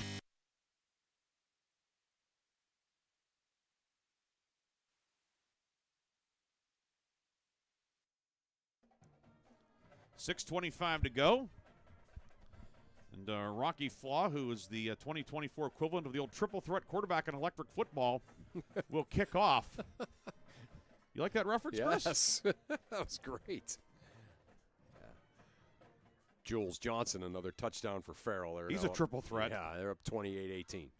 Flaw sends a bouncer down the field far side, and it's picked up at the 15-yard line by Cam Mendenhall. And the ball squirts out of his hands, and it looks like Wilmington will maintain possession. But I don't think it squirted out of his hands. Okay. I think he tried to pitch it. And Yeah, don't do that. Mendenhall fumbles it, but it's recovered. Looked like it might have been Cam Kettering who fell on it, and it will be Wilmington taking over at its own 17-yard line. A little bit of a chuckle there from the Wilmington coaches. but it will be a coaching point, no doubt. Yes, that's for sure. And another coaching point as a timeout has been taken by Wilmington with 6:08 to go. We'll take a break. Come back with more from Farrell after this on 790 WPIC. In 1973, Lock, Stock, and Barrel opened their doors and served their first of over 3 million giant submarine sandwiches. And they still serve 42 whole subs on 15-inch buns. Lock, Stock, and Barrel also has burgers, specialty sandwiches, wraps, gyros, salads, wings, and even breakfast. Lock, Stock, and Barrel is also a full-service deli. Hearty rings, meat and cheese trays, and cold veggie trays are all available. Open Tuesday through Saturday. Closed Sundays and Mondays. The fourth quarter is brought to you by Shell Restoration, the area's #1 roofing, siding, windows, and gutter.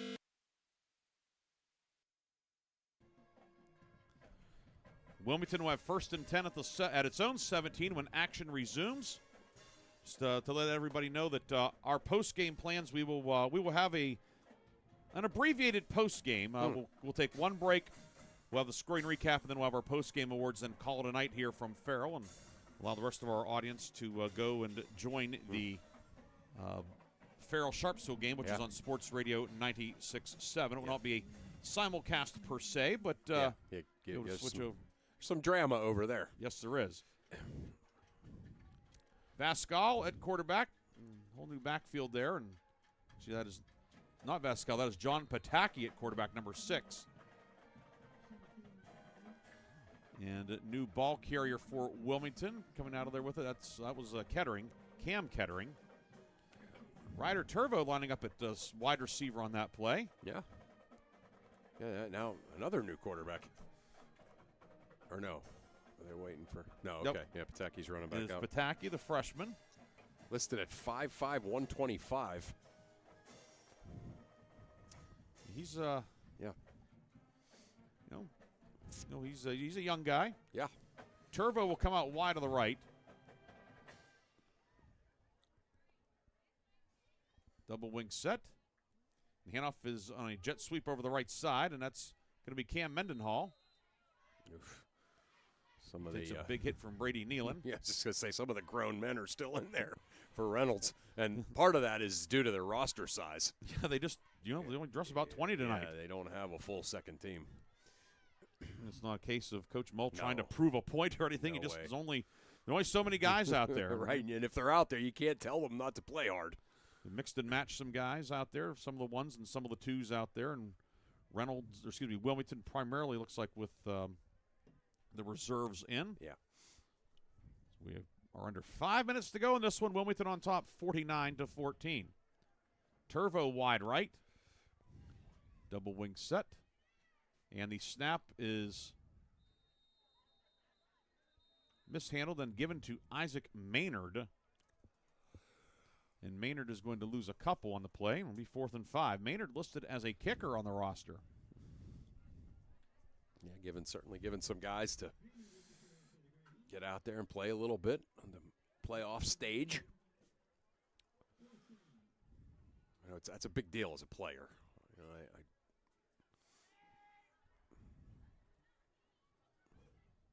Fourth down upcoming, and Wilmington will keep the offense out there. Chance for these young guys to run at least another offensive play. Right, no doubt. Good move by. And the other thing too is they want to send starters out there on the punt team. Nope, you got it. Turvo wide left, Maynard wide right, and now Wilmington will have to use its final timeout of the night. Well, you can't take them with you. And Brandon Fillion will get his team reorganized for this 4th down play. 4th down and 5 for Wilmington at the Greyhound 22. 3 minutes, 38 seconds to go. We'll take a quick break and come back for the finish on 790 WPIC.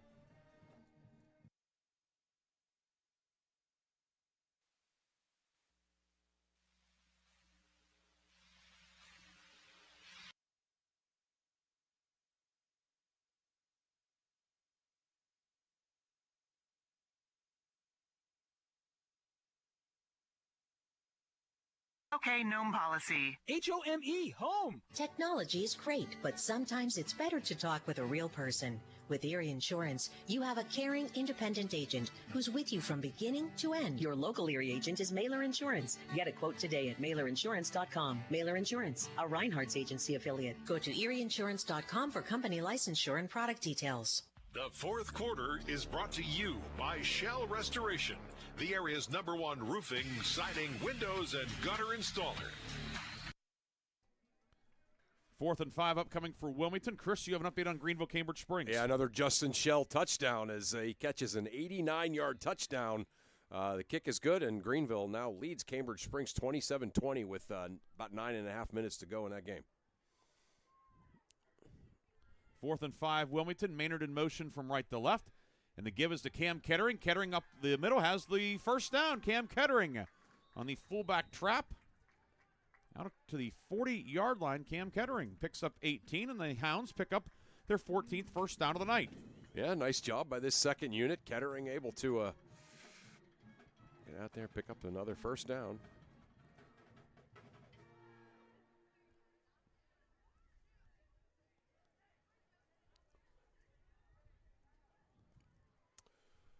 First down at the 40 upcoming. Under 3 minutes to go here in this football game. Mercy clock rolling.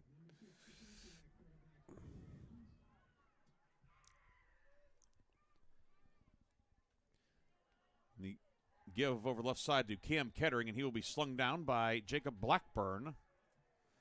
Loss of a yard on the play brings up 2nd and 11 at the 39-yard line.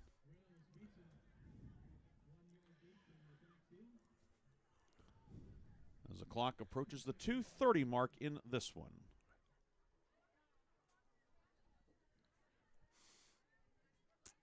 Yeah, just a good, efficient, kind of feel-good win, for this Wilmington squad after 2 weeks off, and then obviously awaiting the winner of that Greenville-Cambridge Springs game, which will certainly be probably a different story than tonight. 2nd and 11. The give is to Maynard. Maynard over to the left side. Maynard out to midfield. He'll have the first down. Isaac Maynard, a nice run. He'll pick up about 16 down to the Reynolds 30 or 45-yard line. Yeah. Nice job by Maynard turning the corner there and getting up into the middle of the field.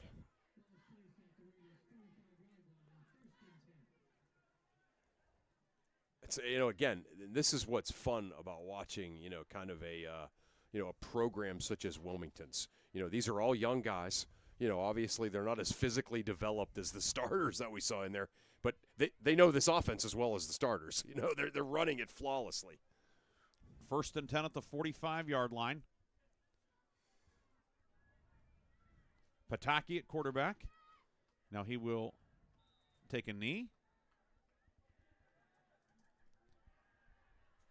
1 or 2 more of those, and this one will be all over.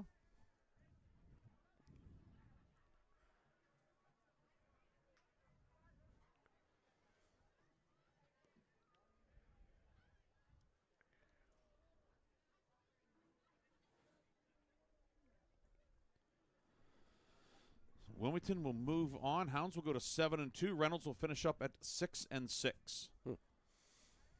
Yeah, we'll talk a little bit about it, I'm sure, in the postgame, but just an excellent coaching job this year for Coach Mull. Getting 6 wins out of this team, getting to the District 10 semifinals.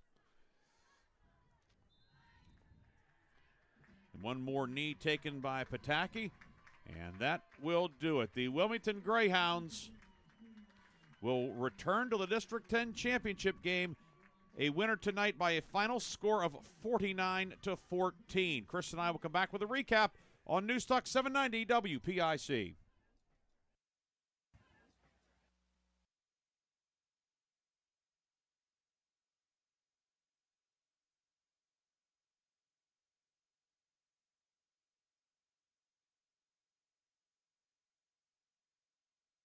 Mendocino's Driving School offers one-on-one, on-the-road driving lessons 7 days a week with day and evening hours. They use only certified driving instructors that have undergone extensive background investigation. For details or more information on adult training, go online to Mendocino'sDrivingSchool.com. Vay's Pub and Grill is proud to award the October 2024 Mercer County Team of the Month. Vay's is proud to announce that Grove City Boys Cross Country is the October Mercer County Team of the Month.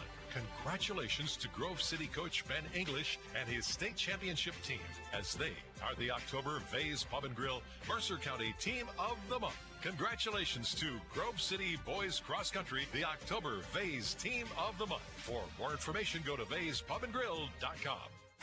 Great work, Smith. In appreciation of your hard work, please accept this plaque of recognition. Awards.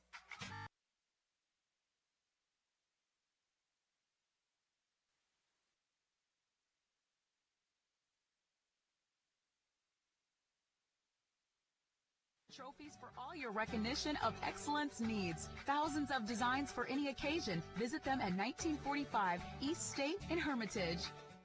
Stay refreshed and hydrated with Herman's Water, your go-to bottled water choice in the Valley since 1908. Herman's premium spring water is sourced from nature's purest springs, delivering a crisp taste that quenches your thirst. Say goodbye to dehydration and hello to hydration. Visit HermansWater.com to order your supply today that can deliver to your home or office for free. Ask about our new customer offer of 1 month free rental and 2 free bottles. Herman's Water, when taste matters. The Fifth Quarter Show is brought to you by Reinhardt's Insurance. Insurance solutions to help you accomplish your goals. And now, proud sponsors of the Player of the Game.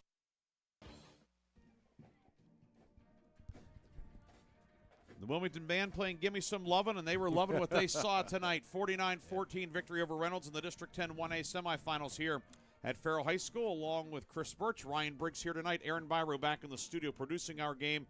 49-14 Wilmington, an impressive outing. Reynolds did some good things in the first half, but just not enough to get over the hump, and eventually Wilmington able to pull away. Yeah, Wilmington, again, it just seemed like they had such an easy time scoring. Reynolds, everything for Reynolds was very difficult. They were able certainly to grind some yards out. Gabe Miñarez, Parker Ney did some great things, but it just wasn't enough against this incredible Wilmington offense. So, again, this Wilmington team, this is the first game of it, what could certainly be a long playoff run for them. They're hoping they're pretty special, and that all of those things were on display tonight. Wilmington took a 7-0 lead at 9:30 of the first quarter. Michael Mastretta, a 30-yard touchdown run to make it 6-0. Ryder Turvo, the PAT. It was 7-0. Wilmington with the lead. Then 44 seconds to go in the first quarter. Cale Kettering, 28-yard touchdown run. Turvo's PAT made it 14-0. Wilmington adds a pair of touchdowns in the second quarter. Freddie Zahetner, 33-yard touchdown catch from Wesley Vasgal. It was 21-0 after that 8-play, 58-yard drive that used 3.5 minutes. And then Chase Mitchelltree, the first of his 2 touchdown runs. The first one came a 22-yarder, 1:48 to go in the half to make it 28-0. In the third quarter, Mitchelltree, a 7-yard run at the 7:42 mark. Extra point blocked, however, and it was 34-0. Reynolds then get on the board at the 7:26 mark. Parker Ney, 80-yard kickoff return for a touchdown. Gerardo Hernandez with the extra point, 34-7. But Wilmington able to answer 3 plays later, a 60-yard drive that used 51 seconds. Cale Kettering, 45-yard touchdown run. Michael Mastretta, the 2-point run to make it 42-7. That was our score after 3 quarters. In the fourth, Zahetner, an 8-yard catch from Vascal. And then Reynolds, Gabe Miñarez closes the scoring, a 30-yard touchdown run with 6:26 to go. That came after Cam Kettering and intercepted a pass for Wilmington, returned it to the 40, then was stripped by Miñarez, who recovered the fumble and returned it back to the 30. The next play, Miñarez scores. Hernandez the extra point, and that closed the scoring at 49-14. Team numbers: Wilmington 411 yards of offense tonight, 348 on the ground, 63 through the air, 411 yards on 41 plays, 15 first downs for the Hounds. For Reynolds, 98 rushing yards, 20 passing yards, 118 yards on 50 plays, 8 first downs for Reynolds. Individually tonight, for Wilmington, quarterback Wesley Vascal, 4 of 6, 63 yards and 2 touchdowns. All 4 completions went to Freddie Zahetner. Chase Mitchell-Tree, 13 carries, 94 yards, 2 scores. Cale Kettering, 4 carries, 89 yards, 2 touchdowns. Zahetner ran at 49 yards on a reverse. Mistretta, 2 carries, 35 yards. Jamie Miller, who was banged up and did not play in the second half, had some ice on his shoulder, but was on the sideline and appeared to be appeared that it's not going to be a long-term situation. But Miller, 6 carries, 31 yards tonight. Cam Kettering, 4 carries for 31 yards. And that's the Wilmington side. On the Reynolds side, quarterback Connor Belbach, 4 of 9 for 20 yards, 3 interceptions. Gabe Yaris, 3 catches for 13 yards. Rocky Flaw, 1 catch for 7 yards. Flaw also attempted a pass, and it was intercepted. Gabe Yaris, 20 carries for 99 yards. Parker Ney, 11 carries, 22 to lead the way for the Reynolds Raiders. Wilmington tonight with 3 penalties, 25 yards. Reynolds, 5 flags for 45. Turnovers, 4 for Reynolds, 3 for Wilmington. Greyhounds lost 3 fumbles, 4 interceptions thrown by Reynolds passers. Looking at a few defensive numbers for Wilmington, 2 interceptions for Freddie Zahetner. Rowan Miller a pick. Cam Kettering an interception. Maverick Whiting 2 sacks. Colin Raleigh a sack. Danny Leonard and Cam Kettering split a sack. On the Reynolds side, fumble recoveries for Gabe Yaris, Aiden Ressick, and Parker Ney. Ressick and Jack Nugent split a sack. And then we talked about the Yaris forced fumble. Maddox Snyder blocked an extra point. 49-14 your final.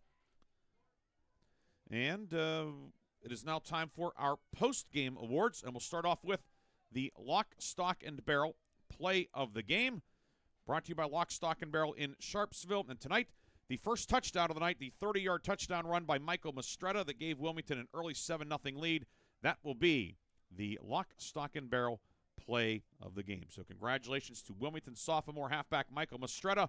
His 30-yard touchdown run to open the scoring is the Lock, Stock, and Barrel play of the game. And now for the Reinhardt's Insurance Player of the Game Award, brought to you by Reinhardt's Insurance. A number of candidates tonight, certainly on the Wilmington side with what Chase Mitchell-Tree did. Cale Kettering, Jamie Miller, certainly Maverick Whiting, 2 sacks. The guys up front, Coulter and Raleigh, among others. Danny Leonard was in on about 100 tackles.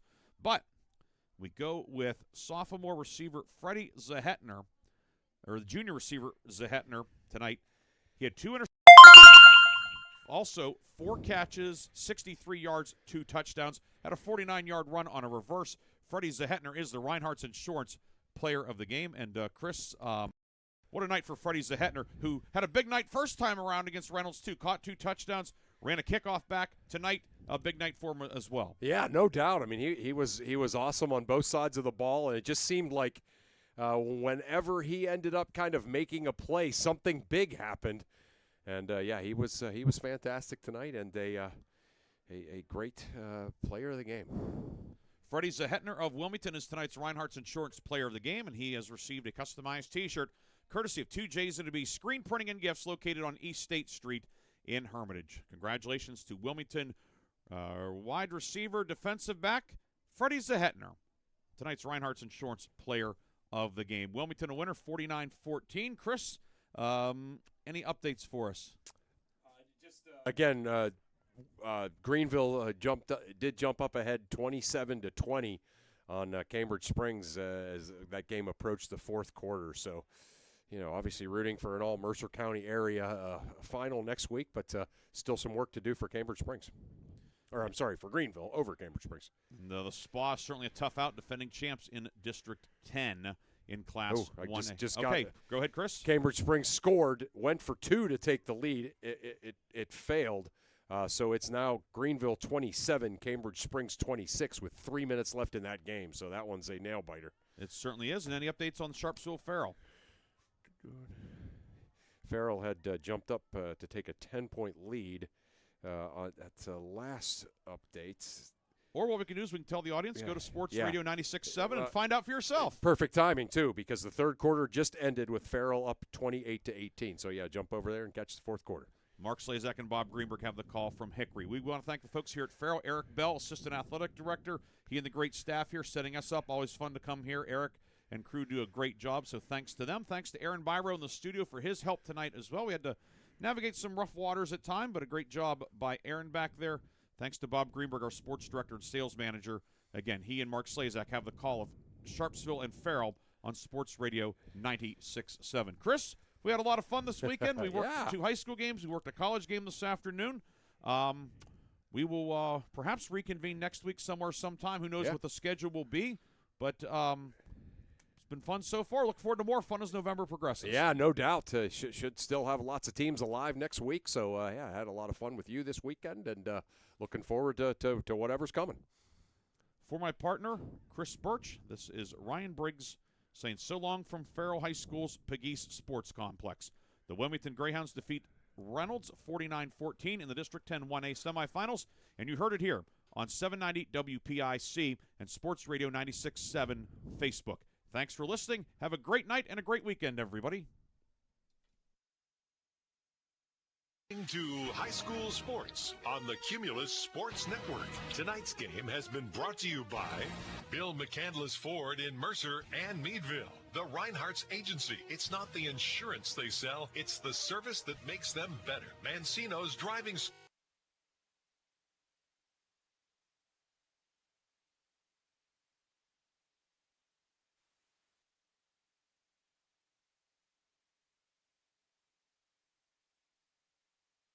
Stock and Barrel, serving giant subs since 1973. Shell Restoration, the area's #1 roofing, siding, windows, and gutter installer. Warner's Homes and Improvements, making dreams come true since 1958. St. Paul's in Greenville, a senior living community. Grove City Area Federal.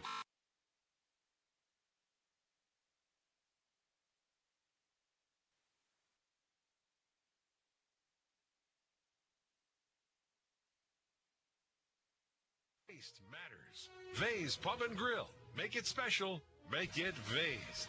Hermitage Rotary Club. If you're struggling with prescription opioids, there is hope.